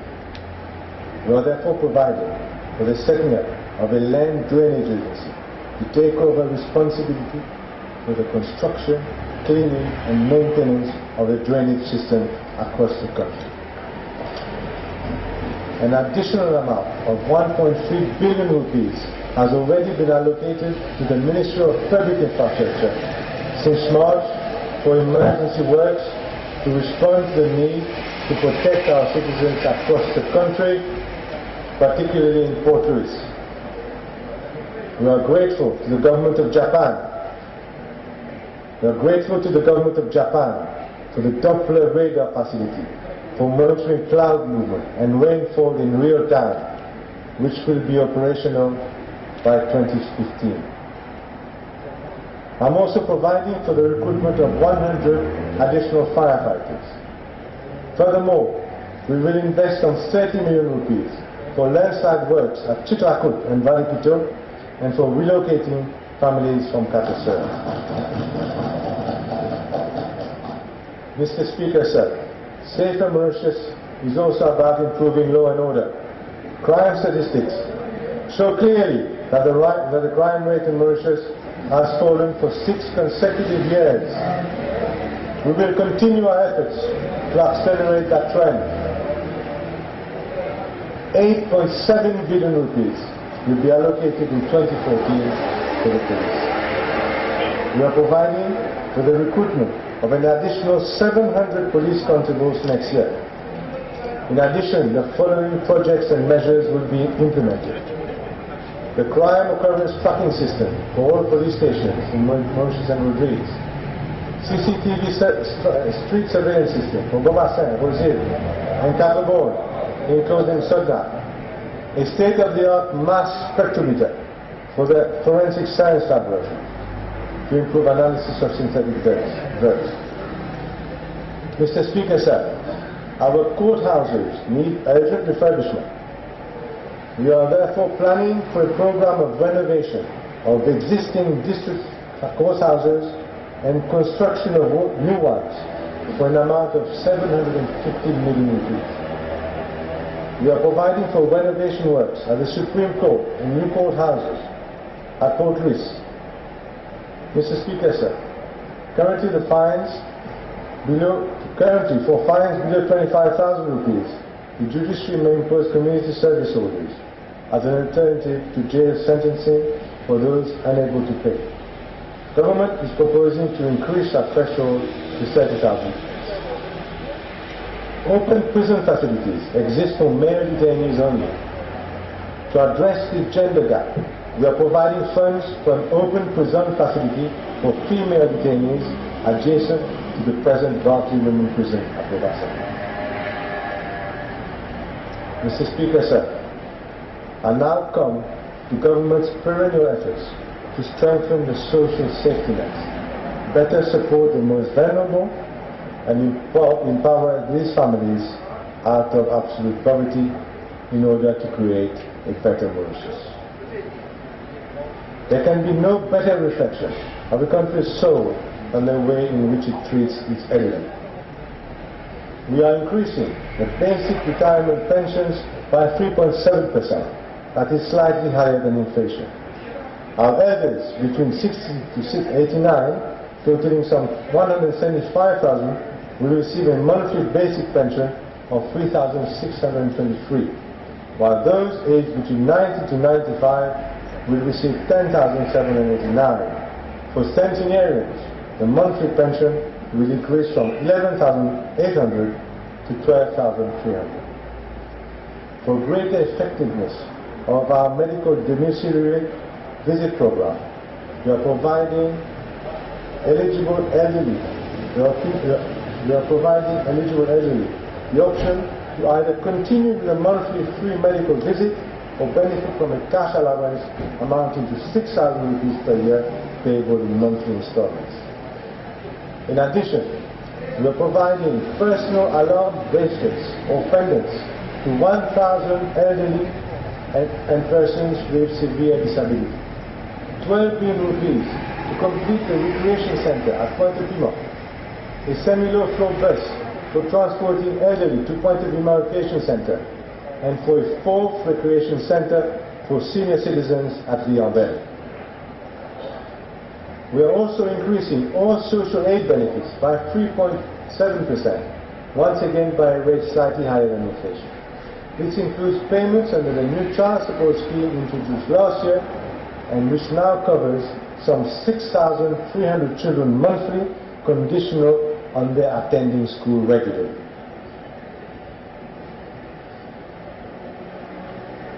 Presently, social aid, Mr. Speaker, sir, provides assistance to some 20,000 cases based on specific criteria. However, many households do not benefit from any assistance despite being very poor.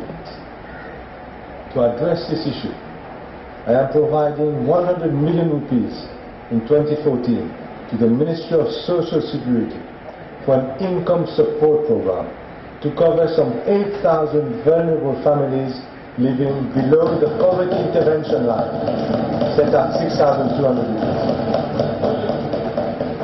Mr. Speaker, sir, this will be a handout, not a handout.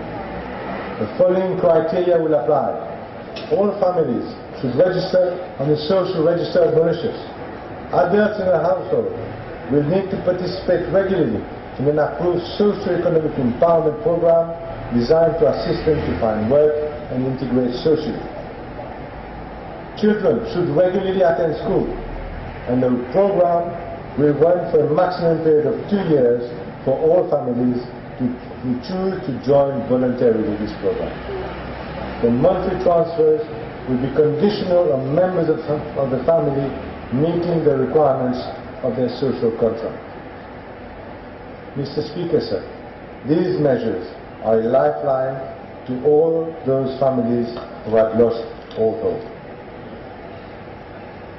Mr. Speaker, sir, we are also raising the family income ceiling for parents to qualify for carers allowance by 100,000 rupees. At present, special allowances are provided to children with severe disabilities, incontinent, bedridden, if they are up to 15 years old. We are increasing the age limit to 18 years old. In an innovative public finance measure, social impact bonds will be introduced by the Ministry of Social Integration for the first time in Mauritius. This is a new financial instrument that will reward NGOs upon delivery of results. This measure will enhance the performance of the NGO sector and provide new approaches to address long-standing social challenges. Government will begin piloting social impact bonds in 2014, beginning with programs to rehabilitate ex-convicts and drug addicts. Mr. Speaker, sir, I am also doubling the accommodation capacity for persons with severe disabilities with the construction of 2 additional wings at Foyer Koketia. I am providing 24 million rupees for the project.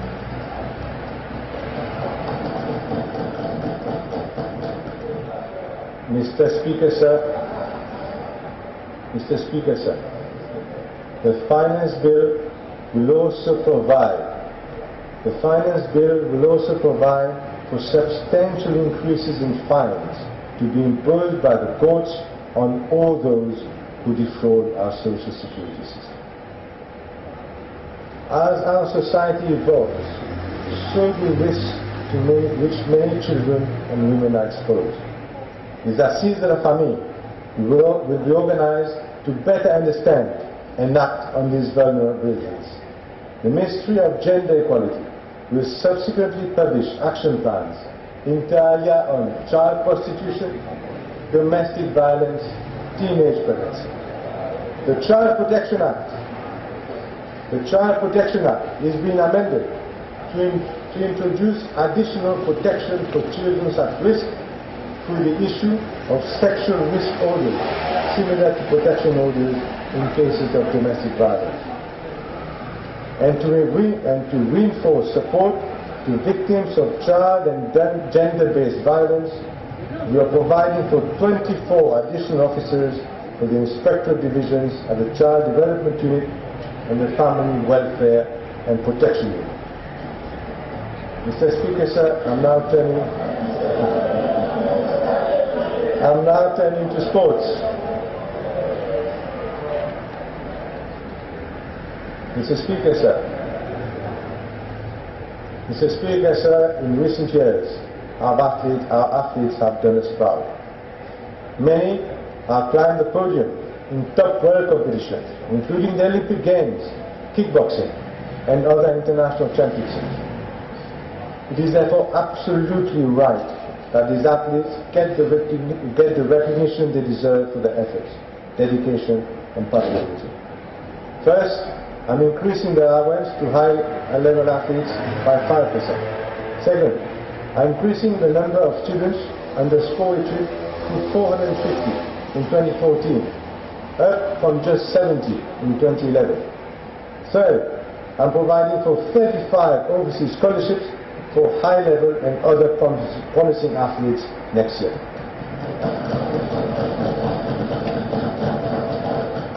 The Minister of Youth and Sports is coming up with a new Sports Act to accompany the development of sports into the next decade.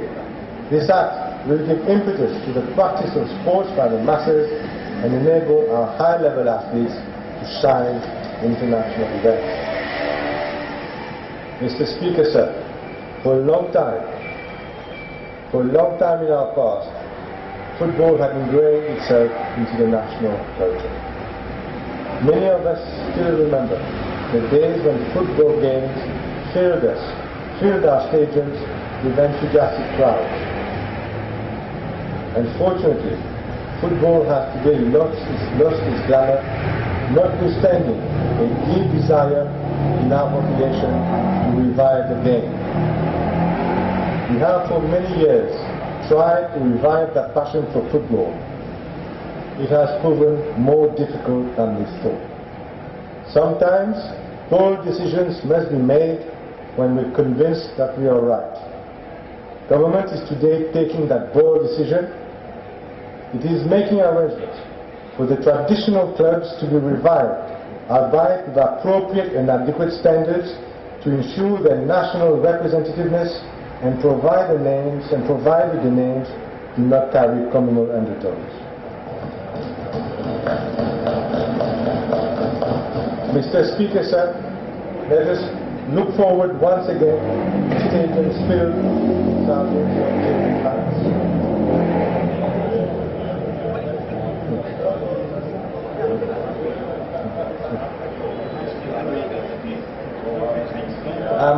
Mr. Speaker, sir, I'm providing football.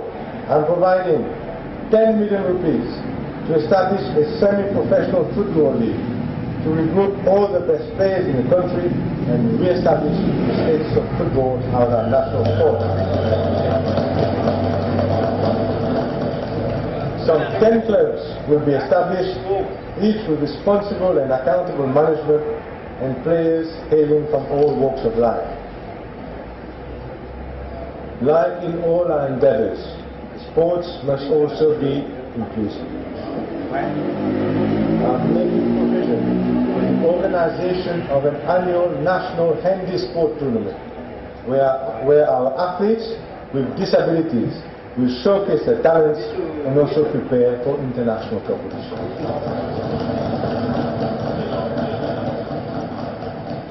Mr. Speaker, sir, to bring football and other sports closer to the population in all corners of the island, we are providing 387 million rupees for the following projects. 46 million for the construction of 4 new football grounds at Argency, Bassin, Belvedere and Glenvar. 57 million rupees for the upgrading and lighting of existing football grounds in another 12 localities. 10 million rupees for the setting up of football, volleyball and basketball pitches at Vallepito, Phoenix, Rosebel and Cité Atli. 250 million rupees for the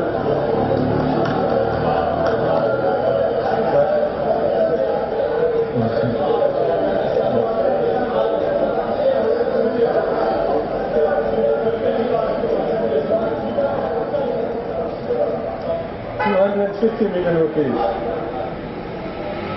250 million rupees for the construction of 2 multi-sports complexes at Triolet and La Sauce, and 24 million rupees for the upgrading of the Marie-Justin Stadium. Mr. Speaker, sir, we want our youth to unleash their creative powers. For that purpose, we are giving a one-off grant of 100,000 rupees to each participating school for the purchase of musical instruments to form school musical bands.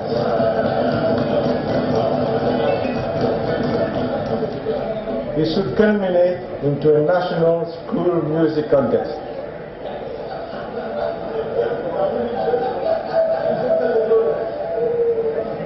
To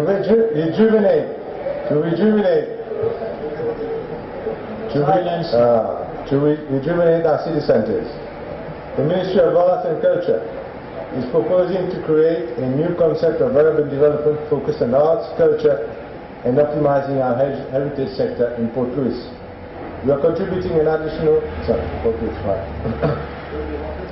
we are contributing an additional 40 million rupees to enable completion of phase 2 of the renovation of the Plaza Theatre, and 30 million rupees for the renovation and upgrading works at CS Constantin Theatre. Another 40 million rupees is being provided for the reconstruction of the Forum in Kepi.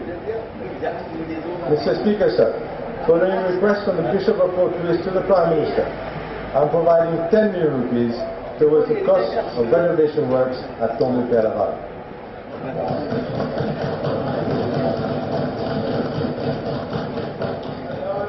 Mr. Speaker, sir, I'm providing 5 million rupees seed money for the setting up of a troupe culturelle nationale to promote all aspects of Mauritian culture. In line with the recommendations of the Truth and Justice Commission, government will set up a heritage company. This company will implement projects such as the Slavery Museum and the Permanent Exhibition Center at Trousseville near Le Mont Village. To continue our progress on promoting ancestral languages, we are providing funds for the setting up of the Sanskrit speaking unit. Mr. Speaker, sir, the broadcasting landscape in Mauritius is already rich and diverse. Through the digital terrestrial television platform, 17 television programs offered to more than 210,000 subscribers.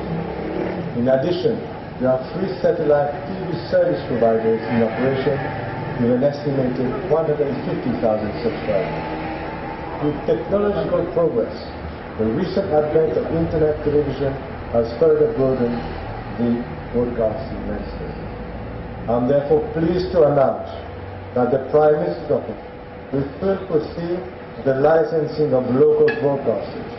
Application criteria are being finalized and will be made available to those who wish to broadcast solely films, sports, and entertainment programs.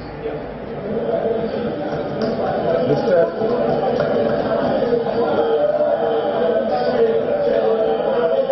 Speaker, sir.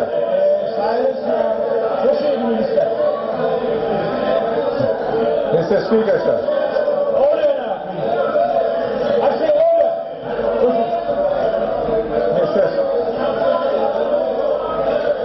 Speaker.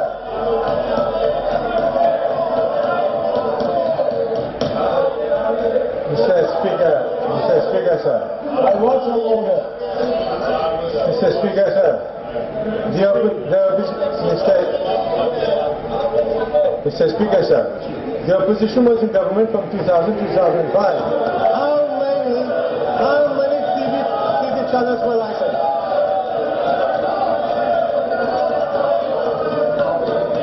Mr. Speaker, sir. And I am the one with the microphone. Now I want some silence. Mr. Speaker, sir. Honourable Minister, you proceed with your speech. Mr. Speaker, sir.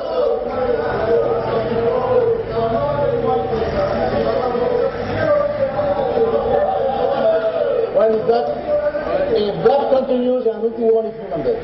Please, quiet, proceed. Thank you, Mr. Speaker, sir, we now come to a very important sector. Silence.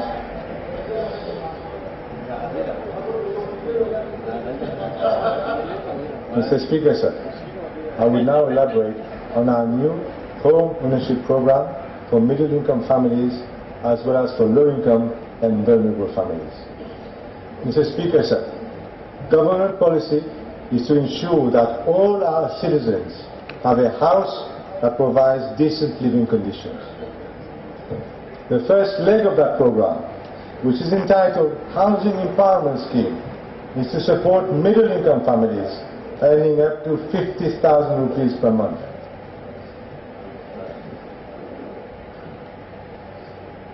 Many of them cannot afford to have a home of their own because of financial constraints.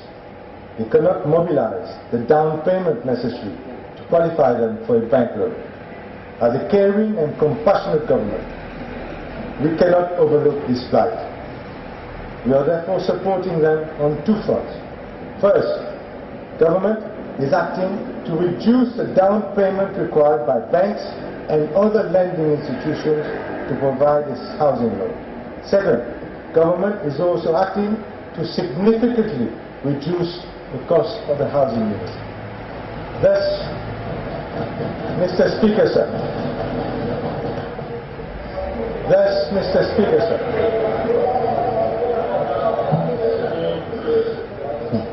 Thus, Mr. Speaker, sir. Banks will only require 5% as minimum down payment on the purchase of a property instead of the usual 10% or more currently applicable. This means that banks will advance loans up to 95% of the cost of a residential unit. The loans will also carry a moratorium period of 2 years on capital repayment. Mr. Speaker, sir, to make this possible, government is guaranteeing 20% of the loan amount. To reduce the cost of acquiring a unit, government has decided to reimburse VAT up to an amount of 300,000 rupees.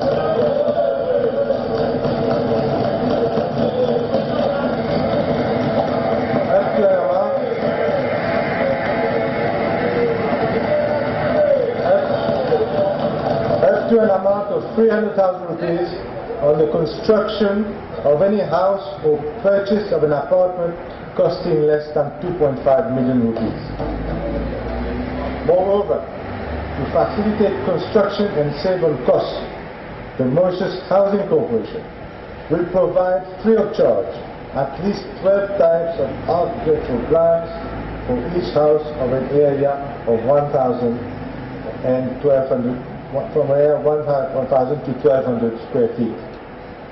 Mr. Speaker, sir, the removal of registration duty for first-time buyers last year for properties of up to 4 million rupees, the 300,000 VAT refund, and free provision of architectural plans will reduce the cost of a house or apartment by 450,000 rupees.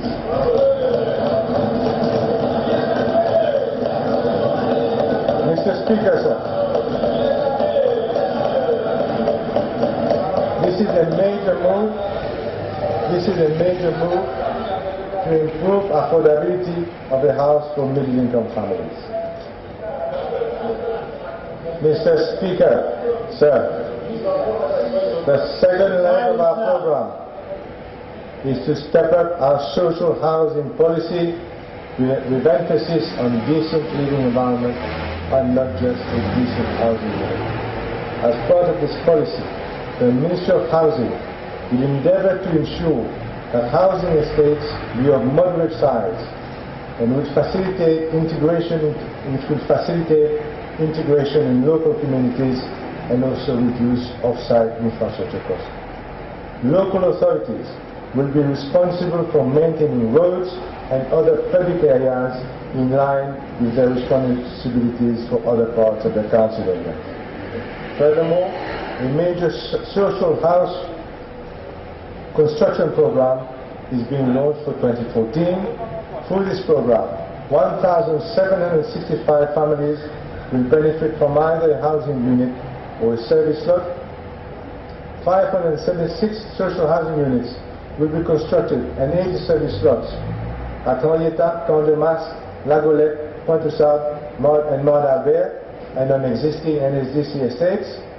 Government is planning 588 social housing units and 151 service lots at Chebet, Pointe-Piment, Canitier, Cato Coco, Sebastopol and Beauvoir.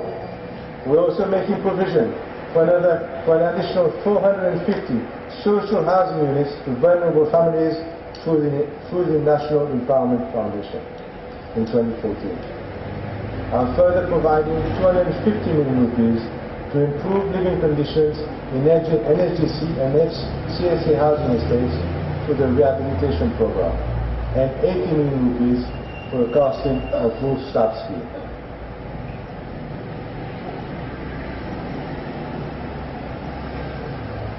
Mr. Speaker, sir, I will now announce the third part of our National Home Ownership Program that underpins our commitment as a caring government. I'm pleased to announce that my colleague, the Minister of Housing and Lands, will bring legislative amendments to give to those families who have a housing unit on leased land belonging to the state the option to buy the land at a nominal price not exceeding 2,000 rupees per plot.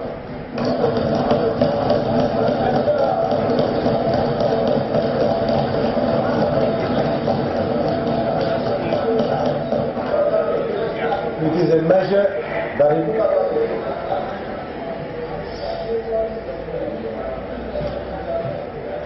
it is a measure, Mr. Speaker, sir.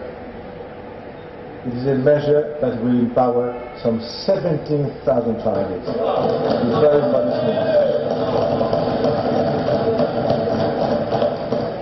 They will now have full ownership of their lands. Mr. Speaker, sir, taken together, all these housing measures place the benefits of home ownership within the reach of more Mauritians than at any other time in our history.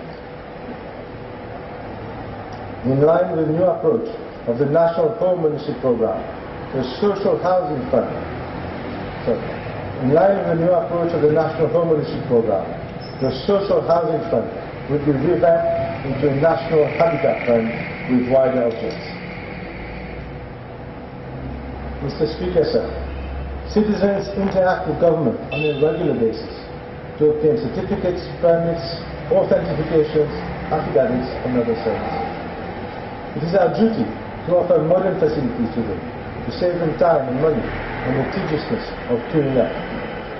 As an example of our efforts to date, the Registrar of Companies has since July 2013 made possible the following online services: incorporation of companies, company search, and payment of annual fees.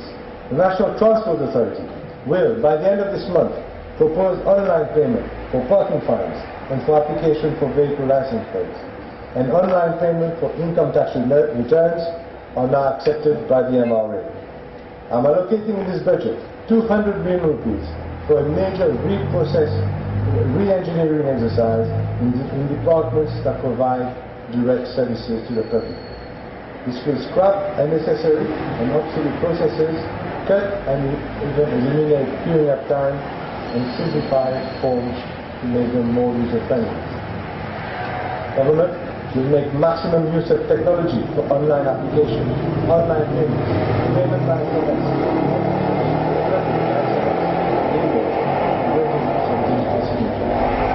delivery of quality service must be supported by rapid and efficient software development. We are therefore amending procurement regulations to facilitate outsourcing of applications, online payment, and other software developments to startups and SMEs, especially those present in government-sponsored accelerators. In addition, the following will be implemented. Citizens' interactive kiosks in post offices. The Road Traffic Act will be amended to allow drivers to pay their fines at any district council and by proxy. Delivery time for the certificate of character will be reduced from 2 months to 2 weeks only. Streamlining of work permits, delivery process by online application and payment, the issue of a unique parcel identification number to facilitate real estate transactions with the Mauritius e-registry project. Mr. Speaker, sir, I will now announce a series of measures to enhance the social and economic well-being of consumers.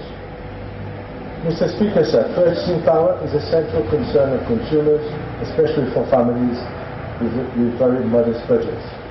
The most sustainable way to improve purchasing power, and therefore the standard of living, is by improving earning capacity and creating opportunities for more and higher paid jobs.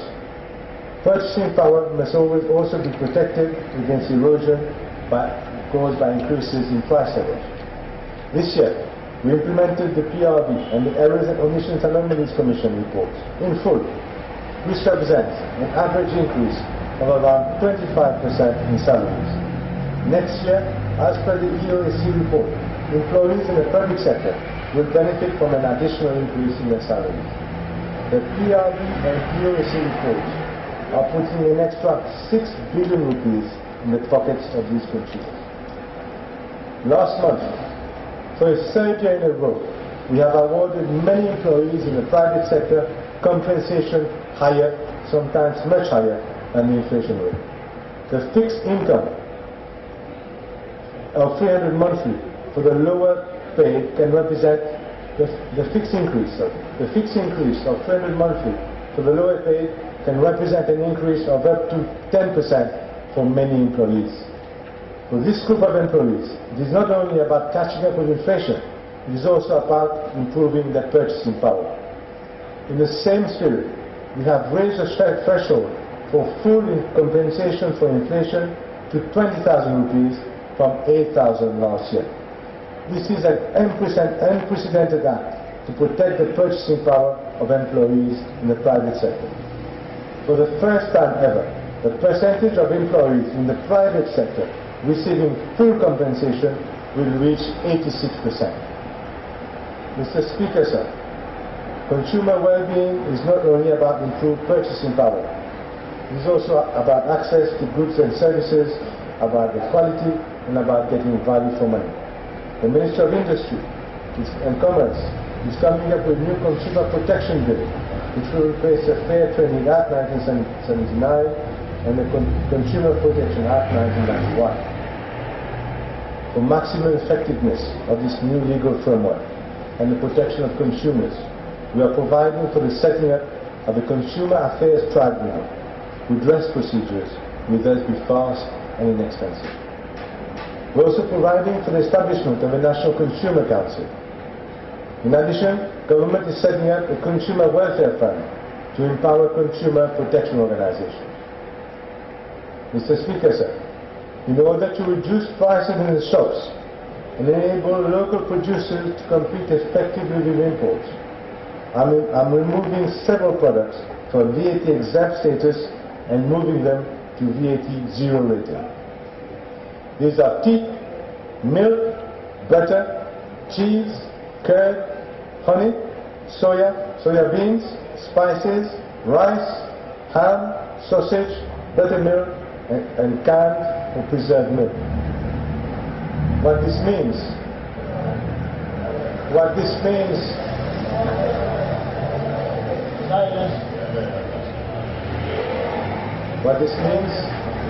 is that henceforth the MRA will refund VAT on all inputs to the producers. This should reduce the prices of locally produced goods by an equivalent amount.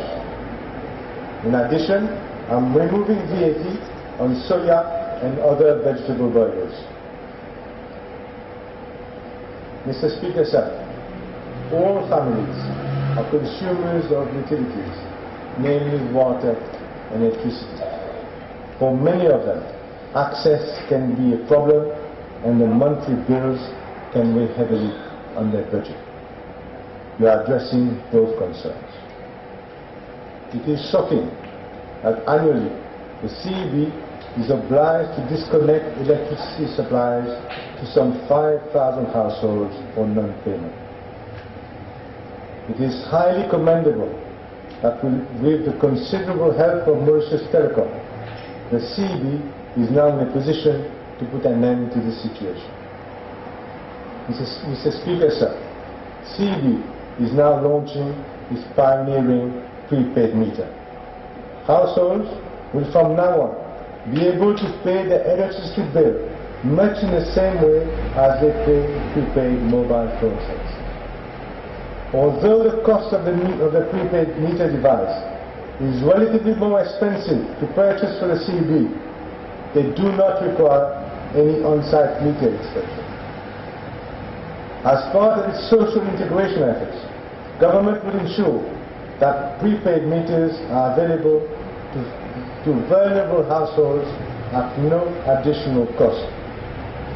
For the launch of this project, I'm pleased to announce that prepaid meters will be available for installation in various parts of the country on the following terms: waiver of the 750 installation fee and an initial allowance of 100 rupees for electricity charges free of charge. Mr. Speaker, sir, the consumer will only pay 100 rupees for his prepaid meter. An additional advantage of the prepaid meter is that it allows consumers with outstanding balances to gradually repay them while still benefiting from prepaid electricity. With this project, Mr. Speaker, sir, cutting off electricity to poor families will be a thing of the past. Where there was darkness, there is now light.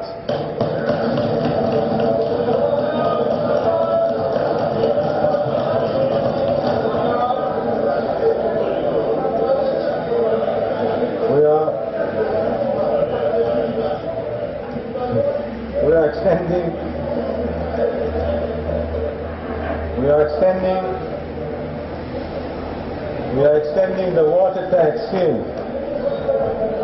I want some silence, please. Proceed, Honourable Minister. Yeah, we are extending the water tax scheme to families with total income of up to 15,000 rupees, 30 million rupees has been earmarked in this budget for this purpose. Mr. Speaker, sir, it is a duty of a caring government to protect the vulnerable. Many of our citizens face huge financial hardship through incapacity to repay outstanding loans. Whilst it is this government's firm belief that citizens must face up to their responsibilities, nevertheless, they must be protected against abuse. Many borrowers are faced with claims from banks that amount to many times the original sum borrowed. Debts can quickly spiral when not only is interest calculated, but often penalty rates are applied and interest on interest. Many countries have acted to protect borrowers from this unfairness by applying what is generally termed as the in de plume rule. And tonight, Mauritius would likewise take decisive action.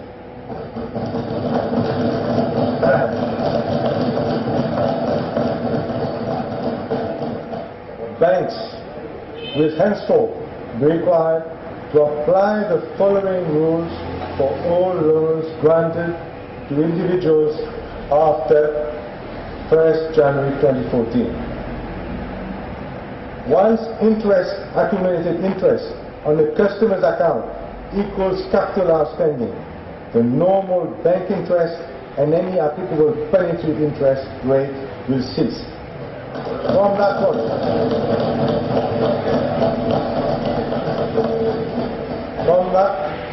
point on, only interest at the repo rate will be charged on the capital portion of the outstanding loan.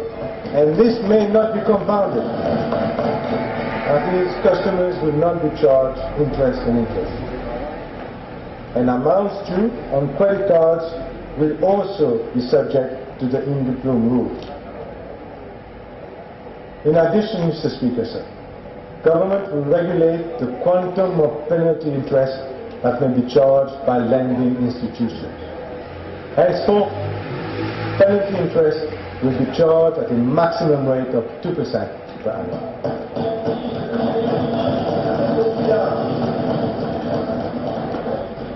Mr. Speaker, sir, this decisive measure will help thousands of our citizens who are in financial hardship. It will go a long way to protect the most vulnerable sections of the society whilst in no way jeopardizing the soundness of our banking system. No way. Mr. Speaker, sir, thousands of our citizens have been trapped in a spiral of debt. This will go a long way towards increasing fairness in our banking system and is part of the Treat Your Customer Fairly program announced in my last budget.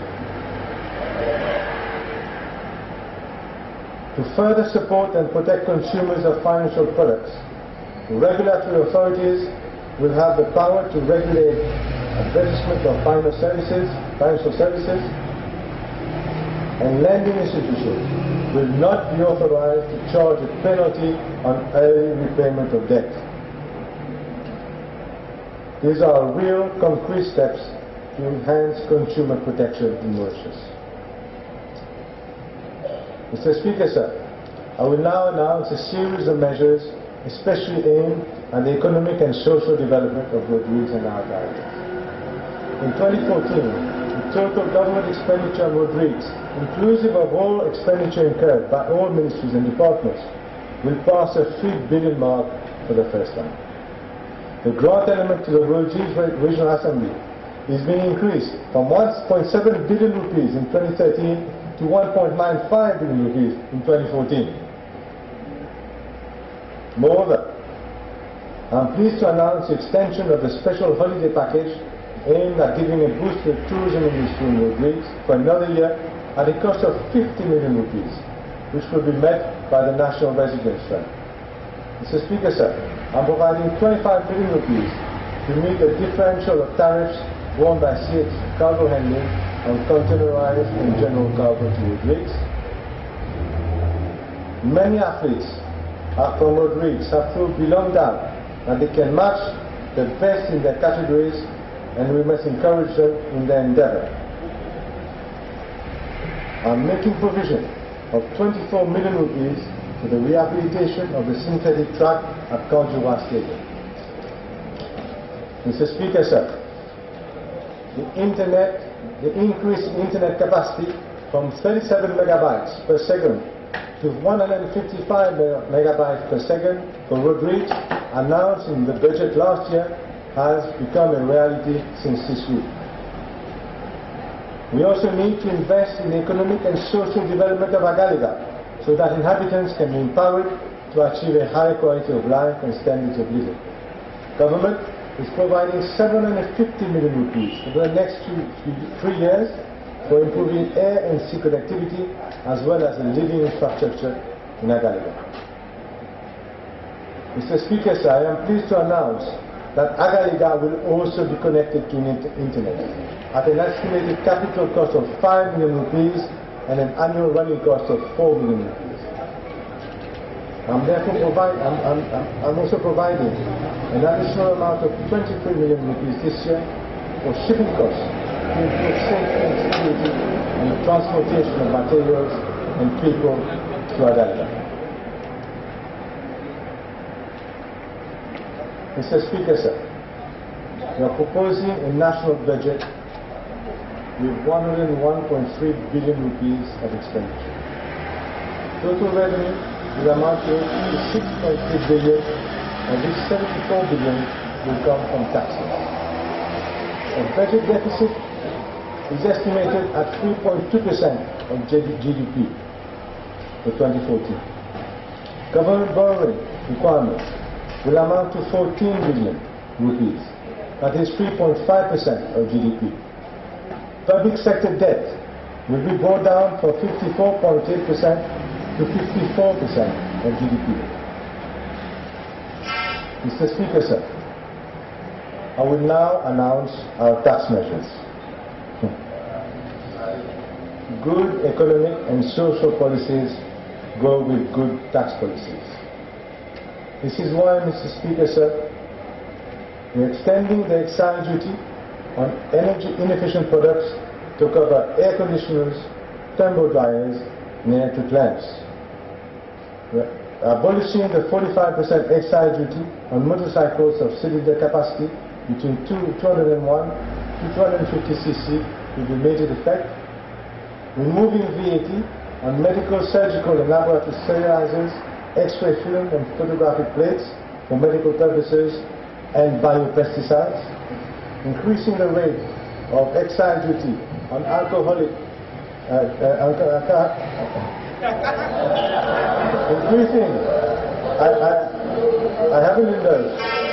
increasing the rate of excise duty on alcoholic and tobacco products by 5%, introducing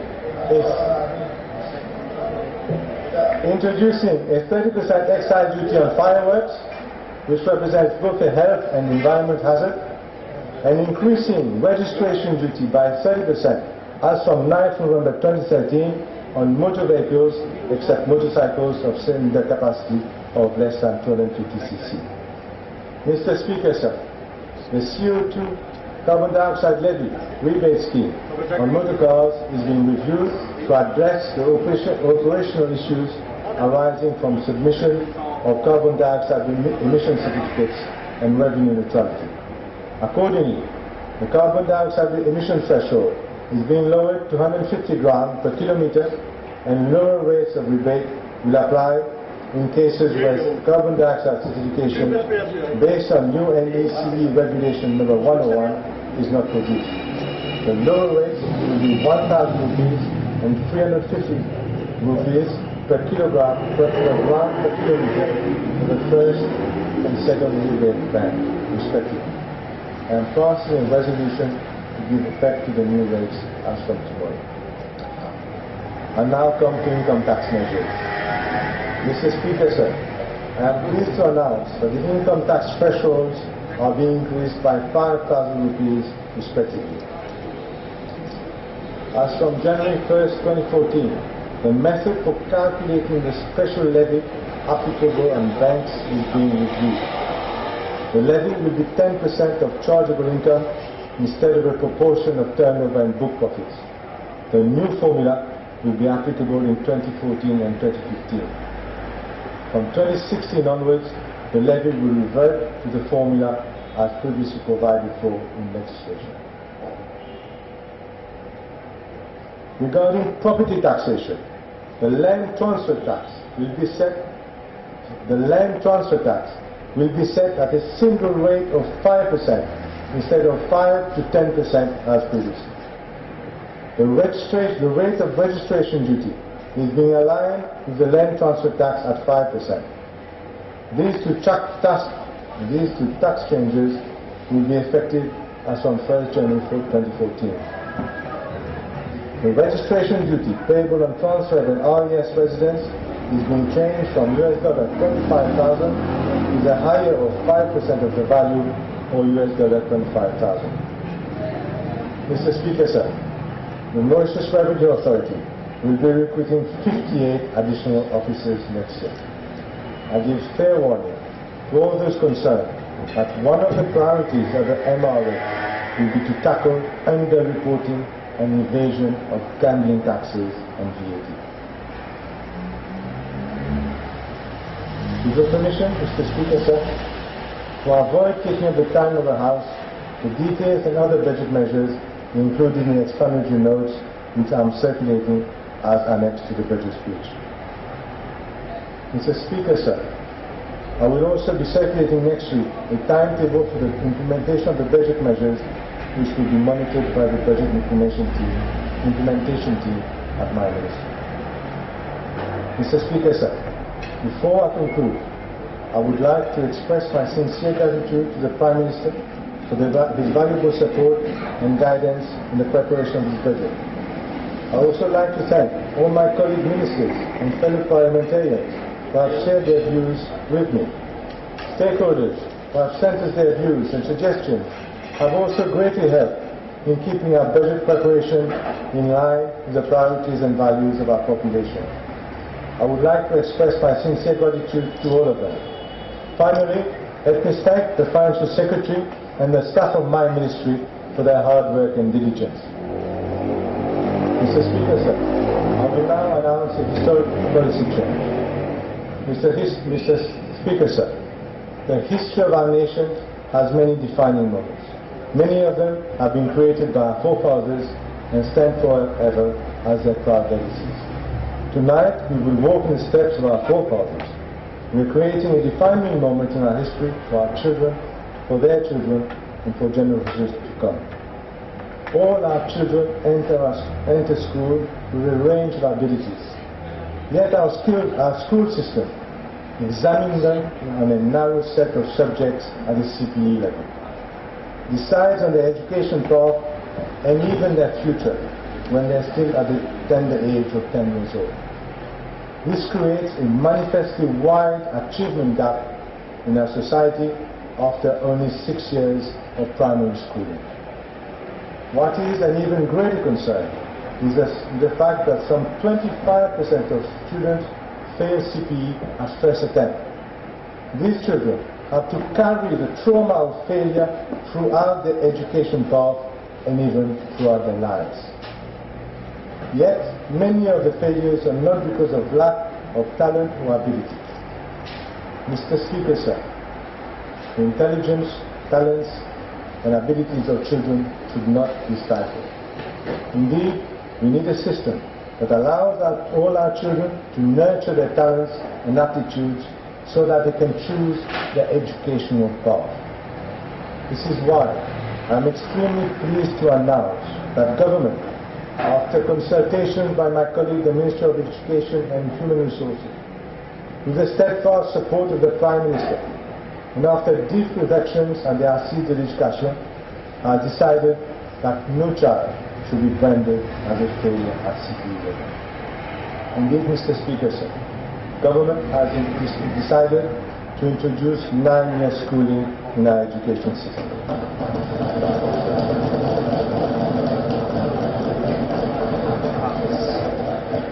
CPE exams will soon be a thing of the past. It is on this momentous note that I wish now to conclude. Mr. Speaker, sir, this is an empowerment budget. It empowers our youth with better education and job prospects. It empowers our women to go back to work if they so choose. It empowers our poor to escape the poverty trap. It empowers our consumers to defend their rights. It empowers our public officers to deliver higher results. It empowers our businesses to grow and expand into Africa. It empowers our brothers and sisters of Rodrigue and Galega to maximize their development potential. It empowers our citizens to own their own houses. And it empowers our country to create a new wave of prosperity.